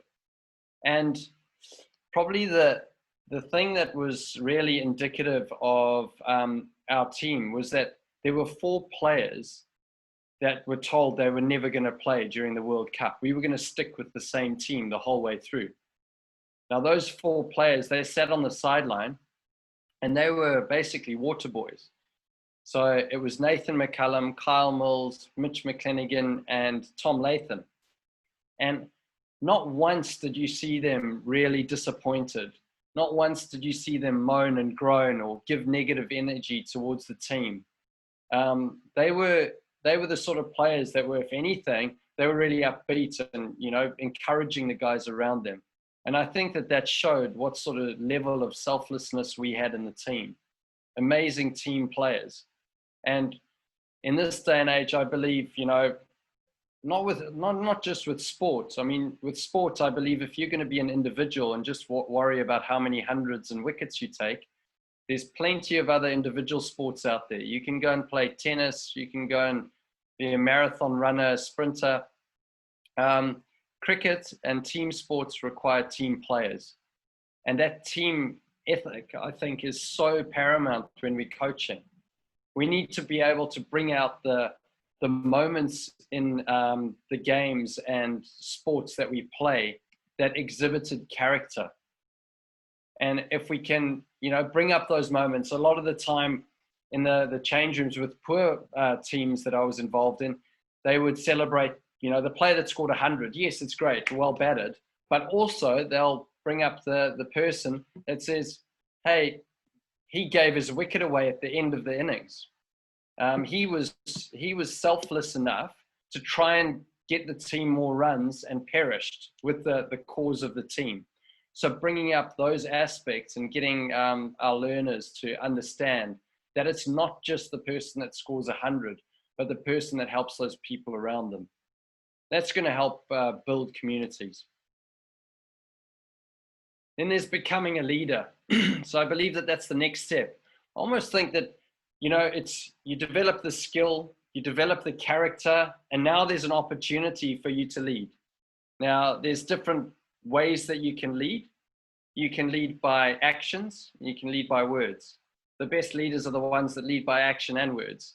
Difficult to find. I find that someone like Brendan McCullum, he was he was well-spoken, but also led from the front and easy for people to follow him. Kane Williamson, however, not so much big on words, but big on actions. And trying to guide our learners to actually understand that, you know, this is eventually what they need to do. They need to be able to, all of these aspects that you see over there, they need to be able to exhibit that. But it's also to help become the mentor that you once looked at level 2. When we spoke about mirroring and finding mentors that you aspire to. There was 2, maybe 3 mentors that I think of back in my career. One was my first ever cricket coach. I stayed in touch with him the whole way through my career. And if anything, we never spoke about cricket. We only spoke about my attitude. A lot of the time when I phoned him, I was probably moaning about something that had happened to me. And he said, well, you're just negative. You know, that's the wrong attitude to have. You need to have a positive attitude. Later on, when we become a leader, that's when we become the mentor. And we need to help guide the team in a way that we feel is going to help them grow, not just as players, but as people. Mike Hessen was a fantastic leader. What he did was he created the environment for us to learn and become leaders. And I think as coaches and as teachers, that's one of the most important things, is actually to create a fertile environment for our learners and our students to learn and play and to become better people. So over here, I've said appreciate and find perspective. I think perspective is huge. Perspective is something which brings humility. And I think when we think of leaders around the world at the moment, I think that there's a number of leaders that we can think of that don't exhibit humility. And I think if you have perspective, I think it's very easy to exhibit humility. Perspective is something as a leader which helps you realize that what you're doing is not the most important thing in the world and doesn't make you the most important. You need a team around you to keep grounded, but perspective for me, while I was playing, I used to use 2 mantras. One of them was, I wanted my 2 children to be absolutely proud of me when they watched me play cricket. And also, cricket didn't matter. The sport actually didn't matter. What mattered is that I was a good human while I was doing it. So I wanted to be, I guess, leave a legacy and be respected. Once we reach the top of the table, success. This is when everything clicks. We've become a leader. We've done everything we wanted to do. Now, success, this is when the ability to perform in the moment. But you haven't finished yet. As a leader now, you have to lead succession. So this is looking at the next crop of people that can lead, the next crop of players. Enjoying it. I think enjoyment is absolutely crucial. If we're not enjoying and passionate about things, then it's very difficult for us to perform well. And now you've got to deal with the expectation. So helping learners understand that when success comes as a person, the reason why they've got there is because of the character they've shown. Bringing up those character traits, and continue learning with those character traits, continue growing them. And that for me, I think, is those 5 steps to building a corporate athlete. And I think that relates to any age, as I was saying. I'm now going to try and pick up a slide here.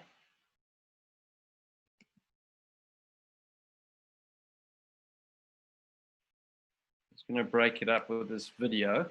Hopefully you can see this.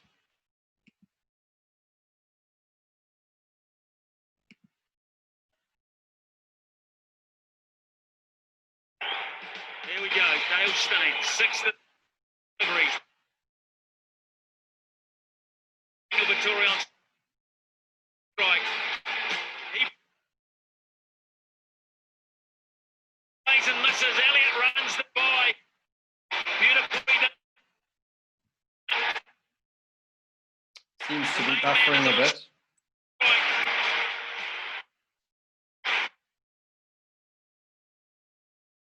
I might just... 5 for it. And Elliott is back on 5 from 2 to win the game. A boundary will tie it. That's what it's come down to, folks. They want Elliott to have one. They're happy for him to have one. Does he take the one? He might not want to take the one.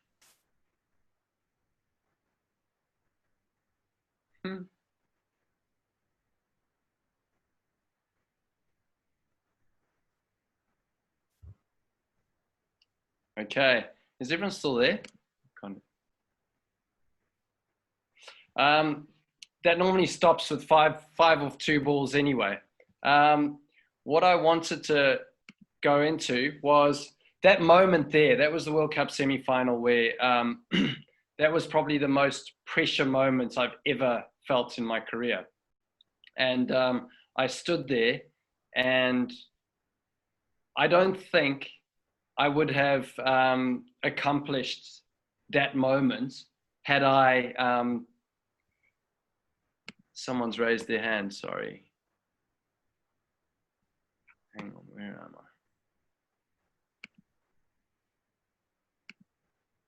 I? We'll take the questions. Questions we could do later. We'll do the questions later, I think. Was that, I saw someone raised a hand.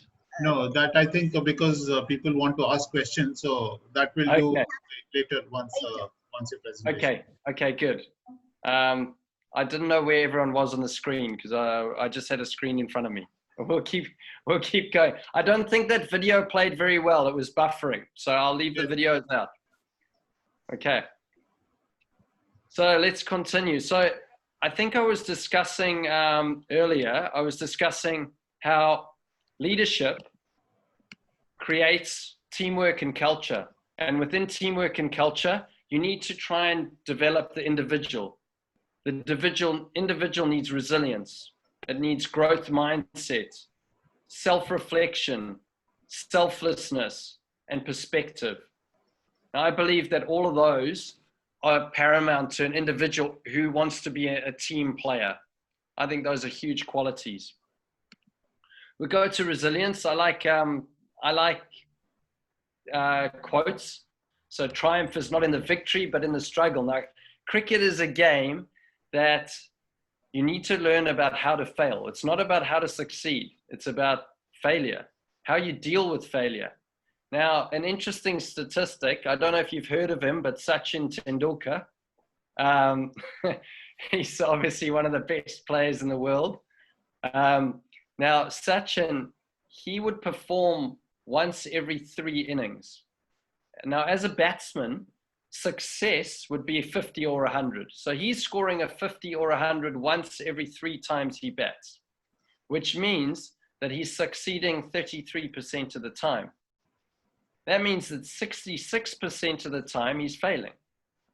Now, to come to your team or get into the dressing room where you're having a bad day, 7 out of 10, or coming to work, to your desk, where you're failing 7 days out of 10, it's very difficult to have a great attitude.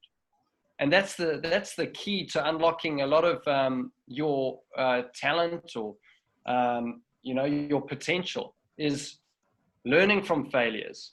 Not picking out as coaches, picking out the failures of children. It's more about what happened there, how can you do it differently? Or whatever you're doing is not working. What is it that we can change in preparation so that that doesn't happen again? Another quote I love is Michael Jordan, who's massive at the moment. I've missed more than 9,000 shots in my career. I've lost almost 300 games. 26 times I've been trusted to take the winning shot and missed. I've failed over and over and over again in my life, and that's why I succeed. So a very cool quote from Michael Jordan.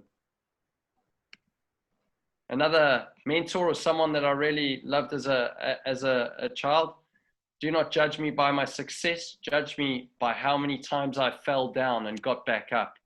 So important for our kids and young children now, because I feel that with social media, I feel that all young learners think that success is a straight line graph. You succeed and you succeed and you succeed again, and you just keep going up. But when we look at that graph and we look at all of our failures, in actual fact, the thing that make us and mold us are our failures and our learnings. Those people that adapt to change and learn are the ones that will win in the end. Growth mindset's huge. I know that they're teaching this amongst young learners in New Zealand now, but I think the ability to have a growth mindset is something that can make you coachable and help you learn. So it's our choices that show that we truly are far more than our abilities. J.K. Rowling. Now, a growth mindset. Here's some in a speech that we might have for a growth mindset compared to a fixed mindset. Someone who's got a growth mindset will say, failure is an opportunity to grow. They'll say, I can learn to do anything I want. Challenges help me to grow. My efforts and my attitude determine my abilities. Feedback is constructive, being coachable. I like to try new things, not scared of taking risks, getting better. I'm inspired by the success of others. If we have a fixed mindset, person with a fixed mindset will say, failure is the limit of my abilities. They believe that they're born with it. They don't believe that they can get any better. I think that's utter rubbish. I think that anyone can become as good as they want to become. The silver bullet lies with us. They'll also say, I'm either good or I'm not. My abilities are unchanging. I can either do it or I can't. I don't like to be challenged. I'm not coachable. So when a coach might bring up something that the child doesn't believe they can do it and they don't like to be challenged, they just want to feel success all the time. My potential is predetermined. When I'm frustrated, I give up. Feedback and criticism are personal. I stick to what I know. So all of those, we obviously want someone who's living in that growth mindset, and we want to develop children that have that growth mindset, the ability to do whatever they want to do, learn whatever they want to. I also believe that our thoughts affect our behavior. Behavior affect our emotions, and our emotions affect our thoughts. So something that we get taught as professional cricketers is body language. Body language is so important. And this can help, because we're talking about it, it can help behavior, character. If our body language is good, it might actually help us grow the right character. So bringing up, what does a good body language look like? And what you tend to do when you're victorious, when you get 100, you push your arms up like that, or you hold your helmet and your bat in both hands, and you're in this victorious, huge, you make your body huge. These are called power poses. And for any of you that haven't seen it, there's a TED talk by Amy Cuddy. Here she is over here. And she talks about power poses and how it can make us or give us more of a chance to succeed as individuals.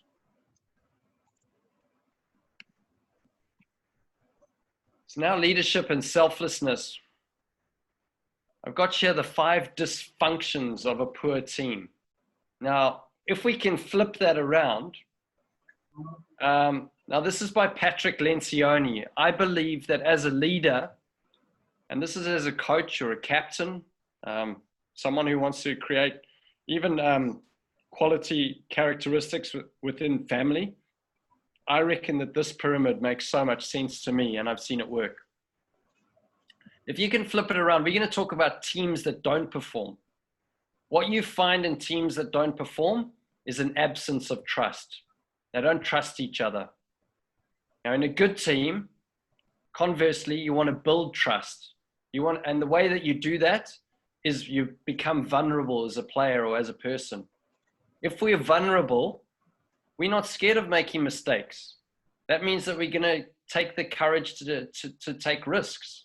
So we are going to fail. And if we trust that our teammates and our coach and our parents are going to allow us to fail and not get angry, then we're going to be able to reach our full potential. Fear of conflict is another one. Everyone keeps quiet. They don't want any conflict. However, conflict helps us debate issues. If we can debate issues, we can innovate. We can develop better strategy. And you also have to have that trust of everyone to be able to speak out, and that vulnerability. Lack of commitment.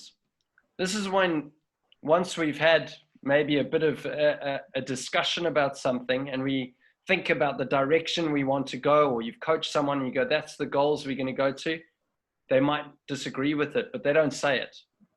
So in a good team, we have that commitment. Once we decide that's where we're going, we all agree, and that's where we go.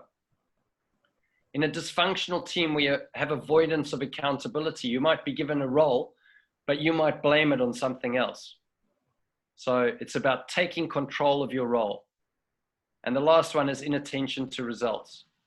This is making sure that you're open to feedback from your teammates, your coach, your parents, but also looking at details of things, looking at not brushing over the fact that you might see that as a cricketer, you get out LBW every time, but you're just going to have a blind spot to that and go, oh, well, those were good deliveries. You have to have that attention to results. Okay, that's, I'm going to end it there.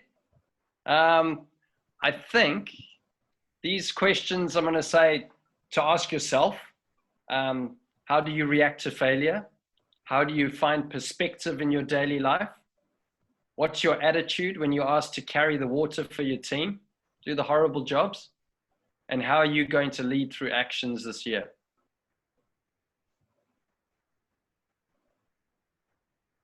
Thanks. Should I stop my screen sharing there, Ishad?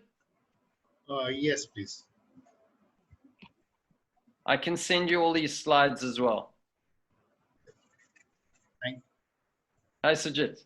Yeah, hi. Yeah, so thank you so much, Grant. It was a wonderful session. Sujit, I think we can alternate take a question. You can take from the question box and start asking a few questions. Yeah.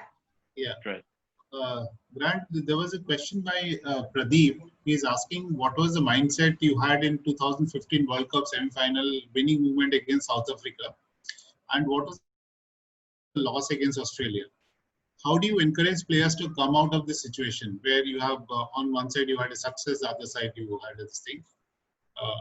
And how do you manage these expectations? I think for me, I had perspective, and I spoke about perspective. For me, cricket was never going to define me. Those moments were never going to define me as a person. I feel like if you have strong character, that's what counts. You're going to do your best. Some days you win, some days you lose. And especially in cricket, where you've got opposition, there's a lot of things that are out of your control. And that's why, I mean, no one has been able to perfect this game of cricket. It's a difficult game. So over time, you learn to deal with your failures and your successes. But I think if there's one attribute besides perspective, I think it would be having quite a level mind. So when you have your successes, you don't get too high. I'm the greatest player in the world. This is brilliant. I'm getting endorsements. I deserve all of this. It's just staying level. You celebrate that victory, of course, but you don't get too high. And the same as when you have failure, you don't get too low. If you have too many highs and lows, it's very difficult for you to perform consistently.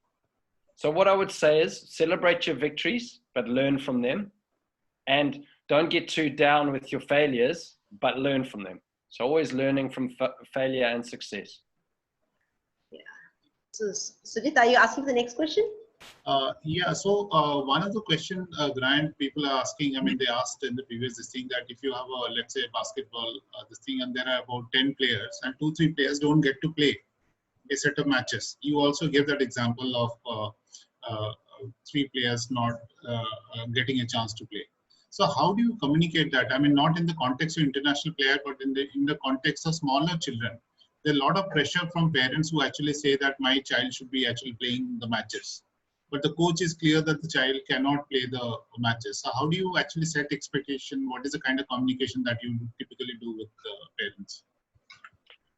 I think that I mean, in New Zealand, it's quite different because when you're dealing with young teams, and I mean, what sort of age are we talking about here, Sujit? This would be about 10 to 12 years. The middle school. Yeah. So it is kind of that, yeah, kind of that age where they're starting to get a little bit serious. But I think at the start of the season, I think it's very important for coaches to lay out, you know, the guidelines. I do think that everyone needs a chance. There will be times where players will sit out, but I mean, what you want to look at is the attitude of the child. And, you know, there's going to be failures. And I think that it's clear to tell the parents about that we're trying to build character in children and they're going to have failures along the way. So they will sit out. There will be times that they sit out, but that's a time for them to show how good they are as a team player. Whether it's taking water to the guys, helping them with throwdowns, helping their teammates, despite the feeling of, you know, disappointment. They need to try and push that disappointment aside and still become a really good team player. If they can do that, that's a huge lesson. So, you know, parents aside, I know how parents can be quite pushy, especially in New Zealand as well. But I think laying out those guidelines early on and letting them know that it's an opportunity for the child to grow. And I think that parents can actually help their children because the last thing they want to hear in their vehicle or on their way home, the walk home, is the parent going, that was ridiculous because you were left out. Because then that's exactly what the child will think. And he's not going to learn from that moment, not become a better character. I guess, I mean, the problem is a little bit higher in India because of the population. I mean, you have a set number of games that you can play. I think the pressures are high. Sujit, one question, please. Yeah. Grant, this is a question from John K. Abraham. What are the major points an upcoming cricketer should keep in mind to maintain consistency and pressure? Stable mindset. So I think that relates to... What would you tell to the upcoming cricketer so that they can always keep a stable mindset? This is one of the questions. I think to say that cricket doesn't define you, your performances don't define you as a person. They shouldn't dictate your mood. You know, when I look at Kane Williamson and Hashim Amla, who I've shared a change room with, whether they score 100 or they score 0, they're the same. They're exactly the same. And I think that goes back to you as a person. Like, cricket won't change, or sport shouldn't change who you are. So helping learners develop that knowledge of, you know, what is their character? What are their strengths? What are their weaknesses? The sooner you can find your strengths and weaknesses, the sooner you can actually become consistent. And when I say strengths and weaknesses, that's in technical, tactical, but also those characters. I mean, I know that I'm a people pleaser. I'll say yes to everything, but sometimes I have to say no. And that puts a lot of pressure on me. I feel pressure and expectation. So, you know, that's a big weakness of mine. But, you know, sometimes we learn this later on in life. But what we need to do is we need to try and put the head of a 40-year-old person on the body of a 19-year-old person. And if we can do that, then, you know, we're going to create superstars, I think. Oh, thanks. Yeah. Sujit, are you taking one question by Ganesh. He's asking that how do you develop resilience and mental strength in players to handle pressure? So, well, I think the first thing is not being scared to make mistakes. You know, you have to create an environment where it's all right to make mistakes, where it's a learning environment. once that happens, I think that, you know, then that mindset, that growth mindset that we have, we'll know that it's just a learning curve. It's just a hurdle that we have to get over. We're not going to succeed every time. That's where cricket, I just think, is a great game. I mean, it's just, you know, you can just see children growing with it because it's so difficult. It is such a challenging sport. And because it's so challenging, that's almost the romance of it. You know, you want to try and beat the game, and you'll never beat the game, unfortunately. So I think acknowledging that and also bringing up learnings and failures, you know, like, look at so-and-so, little Johnny or Pradeep did this last game. We worked on this, and now look at what happened this game. That's a lesson, and, you know, they're going to be going forward. They're improving. If we're learning all the time, we're going to improve, and we need to keep learning those lessons. So it's all about learning, not bringing up the results. So not bringing up that, you know, so-and-so got, you know, 100 all the time. Not bringing up the technical stuff, but bringing up the character that they show, and those soft skills that we call them. I think the points that you talked about, I think the example of Sachin and Michael Jordan that you gave, I mean, that actually puts a lot of things in perspective in terms of failures. That there are more number of failures than success actually for any player. Yeah. So one question that people have, Vedanta is asking, how would you recollect your experience at that moment with 5 runs and 2 balls? So everyone wants to. There are a lot of people who are actually talking about it, and everyone remembers you for that, and just what everyone wants to know. How was that? How did you? Yeah. So I went through a bit of a tough time when I got called into the World Cup. One of my family members fell ill, and I was going to potentially not play in the World Cup. I said, no, I'm going to, you know, stay with the family. But the family said to me, no, you know, this is your dream. You need to play. So I thought to myself, well, you know, I need to try and find the enjoyment, because I wasn't enjoying it. And, you know, this relates to everything, to coaching, to playing as a child. Sometimes life outside of what you are doing is not going well. Family illnesses, financial, whatever it may be, your own illness. But sometimes no one knows. In a high-performing team, people will know because you'll speak about it. And that's what happened with me. I spoke to management about it. They gave me 2 games away for when we played Sri Lanka before the World Cup. And I thought exactly what I said to you before. I had perspective. I was thinking about, I want my kids to be proud of me when they watch me. So I want to play the game in the right spirit. But also, cricket doesn't matter.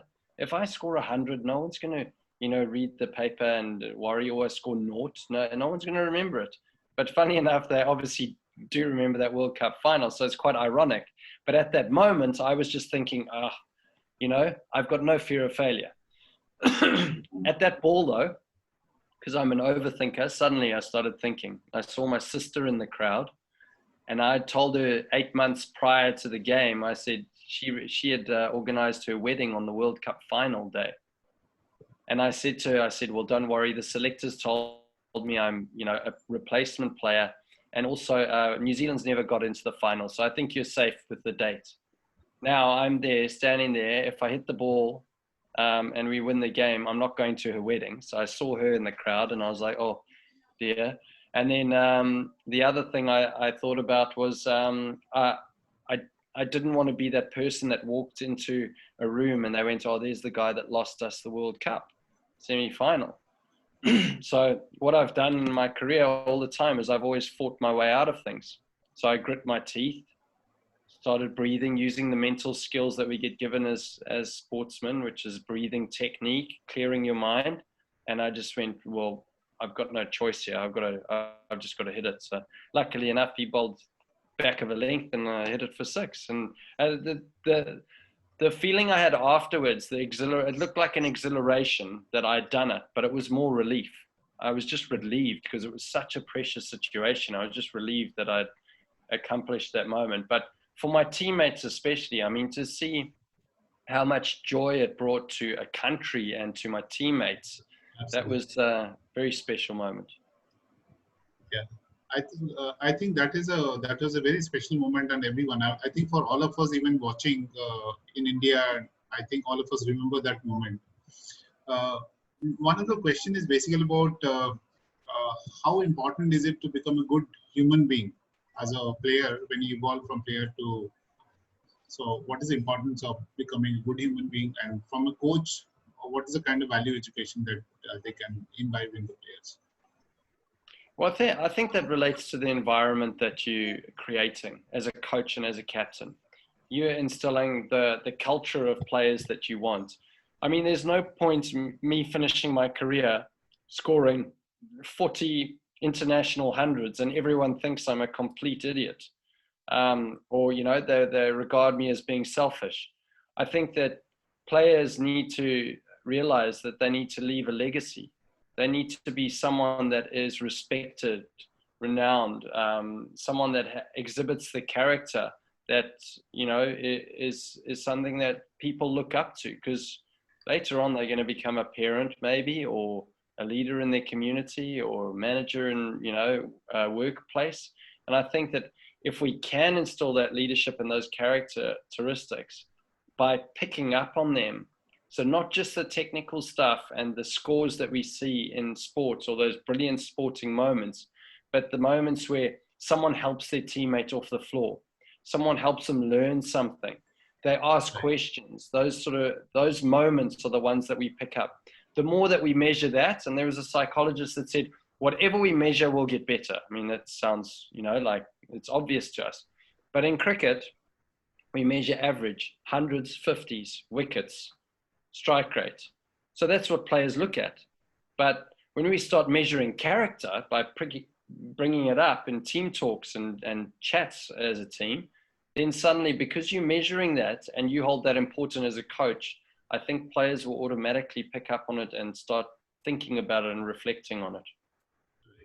So, Grant, it was wonderful. You're leaving a legacy. It's going to be a grand legacy, because that's a great thing.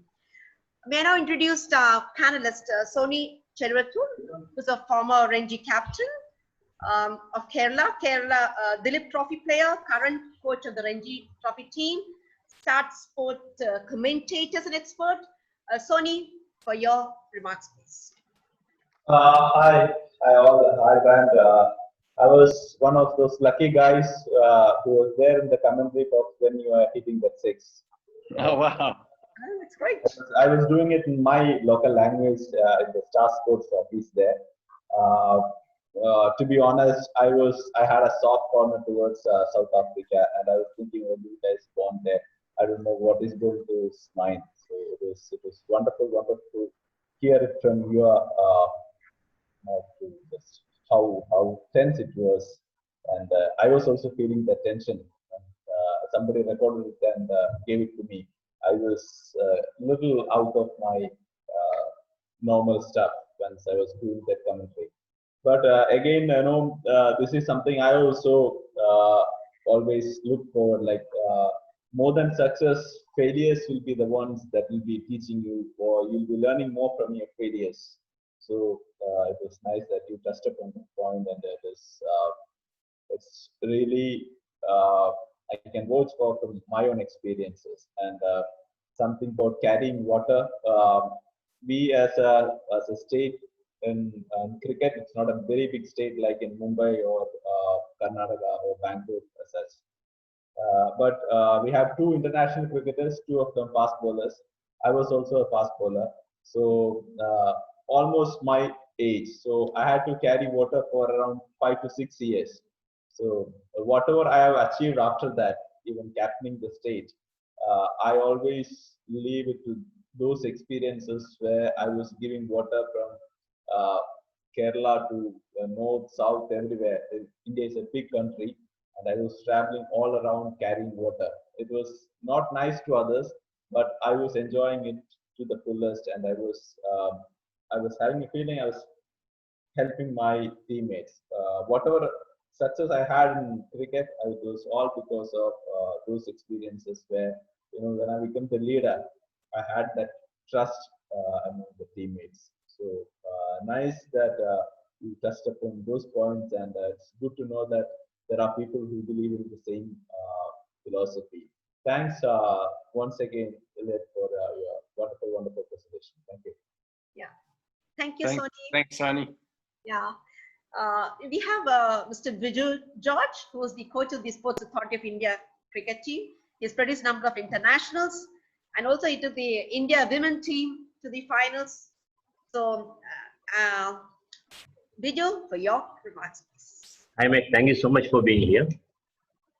I'd like to ask you a question. I really appreciate the session. It re-emphasized what I always think, that it's the quality of the struggle which defines you as a sportsman and as a human being. Success or failure is relative. But I wanted to ask you one question which has been haunting me. Like 2017 World Cup, as the women's side, we reached the final. We just crossed it. We had just 20 runs to win. We got 7 wickets in hand. The top batsmen were batting at the crease. And from there, we crumbled. How do you handle that particular moment before the win, which can define like match? That particular moment, the change in moment, whatever it is. Like we had no hurdles in front. We just watching, we just crumbled.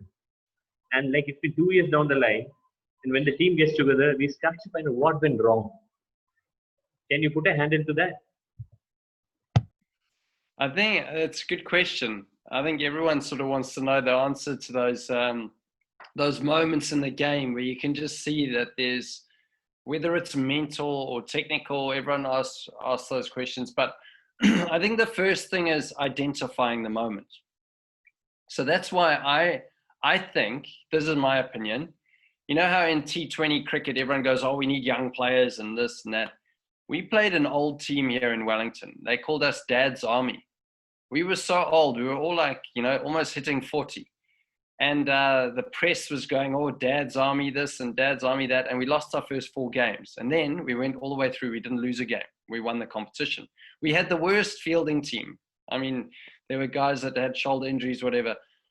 But the experience of the players is what got us through. And I think to identify moments, you need to have a certain level of experience. And also, you have to be thinking about the team. So if you're quite selfish, you'll only think about your own performance. The ability to think about the team and what I need to do in my role now to get the team over the line. So that would go hand in hand. But then the other, what happens after you've identified the moment is the mental calmness, to actually have the calmness to be able to think clearly. And I think that just goes back to the mental tools that we're given as sports people, which is breathing.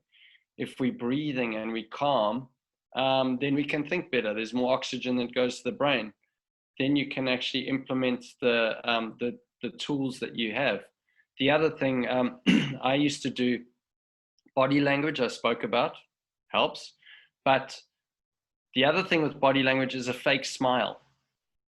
Before I used to walk in, I had such a nervous feeling, and I used to look down and I just used to do a big fake smile. I used to go, and that used to tell my body, everything's all right, it's calm, you know. Otherwise, you know, you're like this, your breathing gets short, now you're gone. There's no chance that you haven't given yourself the best chance to perform at that moment in time.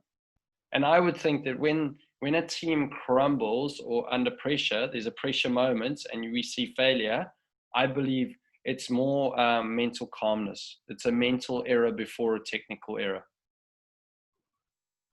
Thank you so much. Does that answer the question? Absolutely. Thank you. Thanks, Vijay. Thanks, Vijay. Kalpana, ma'am. Ma'am is a director, professor at the Amit University. Ma'am, are you there? Yes, yes. Yeah. For a minute, please. I mean, you could just express your views. Yeah. Thank you for the wonderful session. I think we just talked about communication in the previous session, but your session took us to the communication with oneself, actually. And I think that is very, very important. And I just want to have one quick question from you. We all talk of adolescents being very, very demotivated from sport. Can you suggest one good strategy of communication to motivate adolescents, and especially girls, if you could stress? Wow, that's a tough one. I think the only thing I can think of is, I mean, in adolescence, let's admit it, they hardly listen to us. It doesn't matter who you are. Yeah. The people they listen to are their friends. So I think the main thing that we can do is just create a really good environment, a fertile environment for them. I think the better the environment, the more chance they are going to enjoy it. So, you know, sport's meant to be fun. Like, it is meant to be enjoyable. It's meant to be, you know, smiles on the faces. Sport should be the place where, you know, kids want to go, that they can be themselves. So I think all of those things, like expressing yourself and having no fear, I say that it's the classroom where you can become a global citizen, but it's not a classroom where you should be measured. I don't think measuring is the way to get kids to enjoy sport. I think it should be where you're learning about yourself and learning about team. So in cricket specifically, fielding is great for team because it's a selfless act. No one likes fielding, but you know, you can have a few non-negotiables. Like, I want energy. I want to see energy. I want to see smiling on the face. I want to see support of your teammates. If we can do that and we're happy, we're going to do it for 20 minutes. And that became something that we were big on with New Zealand. Is like, that was the time where the team came together. Batting and bowling was more individual. Fielding was like, it showed how much you cared as a teammate. So yeah, that environment, thinking of ways that they can feed off each other and create that energy and that enjoyment that they want to keep coming back to. Thank you so much for answering. Chauhan sir. Sure. Chauhan sir, he's the director in CBSE school. Sir, Chauhan sir, are you there? I'm there. Yes, Yeah. sir. For your remarks, please, sir. A very good afternoon to you, sir. It was a wonderful talk, and we really enjoyed seeing you even on the screen when you were playing cricket against in the World Cup and against various teams. I just wanted to ask you, the children at the school level, normally they are, you know, given a direction that what they have to become. The program which I have taken up is that there should be physical fitness program first, rather than giving an aim to the child to, you know, go for a particular aim in life. Because physical fitness is something which I think everybody requires it, whether he wants to take up sports, whether he wants to go for any other profession. What would you suggest, so that in the school system, shouldn't sports become, fitness programs should become the core of education system, so that everybody, irrespective of what you want to become in life, fitness must be the first thing, and then comes that whatever is your choice of achieving in life. Yeah. No, it's I agree 100% with you. I was actually, prior to the company I work for now, I started a company which was in education. And what we did was the kids would do, or they were young adults, they were sort of 14 upwards, they would do a psychometric assessment. And that would then tell them what their character was, what their strengths were. And from that, they would choose kind of the direction that they wanted to go in. And one of the schools I went to visit, the first thing they did in the morning was physical activity, because that got the mind going. I believe that there should be a day aside for physical activity. 100% agree with you. But all kids need to learn how to throw, jump, run, and kick. If we can do those simple skills, then they can enjoy sports more. But sometimes we don't even teach those simple skills. So they've got no chance of enjoying a sport, because, you know, I mean, I was never taught how to run at school. I was never taught how to throw. I got taught how to throw later on. I think when I was 21, it was like, this is the correct. But it's the same with the soft skills that I've been talking about. Communication. Why was that not a subject at school? I had geography. Now I can just look at Google Maps. I don't need to know what the capital of Spain is. But I think there's the soft skills as well. So absolutely. I think, you know, if you can have a well-balanced lifestyle, and in that, physical activity has to be in it, the enjoyment of sport. You don't have to be the best at it, but if you can go out and do an hour a day, or, you know, tennis or whatever it may be, running, anything to keep that body fresh. And like we say, healthy body, healthy mind. I think it really applies. Great. Thanks. Thank you. I like your sign as well. Great sign behind you. Yeah. Dr. Kishore sir was a principal of our institute, Dr. G. Kishore, and he was also the regional director for the Sports Authority of India. So for your remarks, please. Congratulations, Mr. Grant, for the excellent session. We are really envy upon New Zealand now. You know why? Because I think it is a country got fully rid of COVID-19. Corona. So, you know, we feel that, you know, we should also become like, you know, New Zealand. And maybe one of the reasons you could do is that you have the right, the sports has given its due.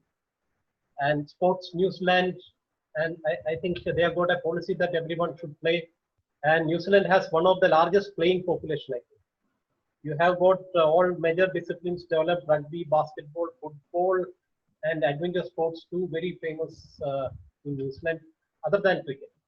And I'm telling that it is paying a lot of attention for development of sports. And you know, the subject which you have taken also is very pivotal at this time, because now the entire world has become a village, and the sports is the classroom to build global citizens. Once the globe has become like a village, so everyone is global citizens, and you should motivate and you should give inputs to everyone to become global citizens. And in India, we have a, you know, afterward known as Vasudhaiva Kudumbakam. Vasudhaiva Kudumbakam means that the world is one family. That is a Sanskrit slogan from Upanishad. It's Vasudhaiva Kudumbakam. The world is one family, and your topic resembles with that. Sports is the classroom to build global citizens. So there is a connection, and I think that would be one of the reasons for why New Zealand is excelling. And you have touched all key points here. And what touched me most is, you know, about your mindset, about growth mindset and fixed mindset. So every individual has got these both mindsets, and you have explained and interpreted both the, you know, the positive and also the negative aspects of a fixed mindset, and also about the growth mindset. And it gives an option, and sports gives room for everyone to get into a growth mindset. And you will learn from failures, and you build your character. You become a leader. You cultivate the right attitude. Know what you want to do. All key elements are being focused on that. So I congratulate once again, and I think you know, this was much beneficial to us. And you have touched one of the key areas of the world's you know, concern about molding global citizen and how it could be done. Thank you very much. Thank you, Kishore sir. I really like your shirt. I'm going to have to swap shirts when I come over to India next time. Yeah, thank you, Grant. And it was a wonderful session. I think the thing is, I think for all the participants, I need to tell, because we just put up a mail to him, to Grant, asking if he could spare some of his time, and Grant readily agreed. So I think rarely you come across a sports. So your presence itself showed everything. I don't think even a session was required. Your presence itself made a vast difference, and you've left a legacy for us, because now we all are going to think of how the growth we are going to bring about a change in this. And you are a part of this change. So thank you so much, Grant, for this wonderful session that you've had. And I'm sure all will be looking forward to hear from you. And we definitely request if there are any queries, anything, so that at least you could respond to us. So on behalf of the Ministry of Youth Affairs and Sports, Government of India, Hello India, LNCP, and all the members present here, thank you so much, and a salute to you, because I think it should be a standing ovation for you, but a salute to you. And it's so wonderful to know a person so humble and a cricketer. It's something which is unimaginable, unbelievable. So it's so nice. It's more like a friend. It was so nice. I was telling everybody, I was excited yesterday. I said, do you know, this is the way Grant responded. So I don't think I can unmute and give him a clap. Thank you so much. Unmute and clap. Unmute and clap. Everybody could give a clap for that Grant, thank you. Thank And as I said, it's a standing ovation, which I can't. So I think it's a lesson which each one of us can learn from you. And the greatest sport person, you know, being so humble and talks of the character, makes a good citizen, a good human, a great human, is the lesson that you have taught us. Thank you so much, Grant. And I'd like to thank our panelist, Sony. Thank you so much for being a part of with us. We just invited him yesterday. He agreed for it. Sony, thank you so much. I'd like to thank Vijay George. Vijay George, who's one of the coaches here with the Sports Authority of India. I need to thank you, Vijay George. Thank you, Kalpana ma'am. Thank you, Chauhan sir. And also thank Sujit and Dr. G. Kishore. Our principal is very supportive. You just need to put anything for him. And I'm sure, Grant, whatever you said, our principal is going to say that's being practiced for our students too. So I'd like to thank all the participants and the media who are there together, who have made this program a grand success. So thank you so much and namaste. Namaste. Thank you, Usha. Thank you, everyone. Thank you. Thank Thank you you very much. Thank you. Thank you so much. Thank you Thanks, so much. Grant. Thank you so much. Yeah. Hey, I just want to, if I can, I just want to thank you for inviting me on here. And I know that Shri has been a big part of it. So yes, it's great. And, you know, I guess if we can, you know, make any sort of impact in India where we're present, then that's great. And I'm really passionate about growing future leaders. I think that sport can help us do that. So there's always a good relationship between India and New Zealand players. I know, very good. In fact, I had a barbecue with UV Chahal, the leg spinner, when he was over here. So yeah, got some good friends over there. And yeah, please give me feedback and any questions that you may have. And hopefully when I'm over there, I can come and visit everyone. A warm welcome to India and to LNCP. Please do come in here. If ever you come to India, please do not forget this place and do come. Thank you so much, Grant. Thank you. Thank you, Usha. Thank you, Sujit, and the panelists. Thank you very much. Thank you, Grant. So I'll get in touch with you after that. Yeah, thank you. Thank you. Bye.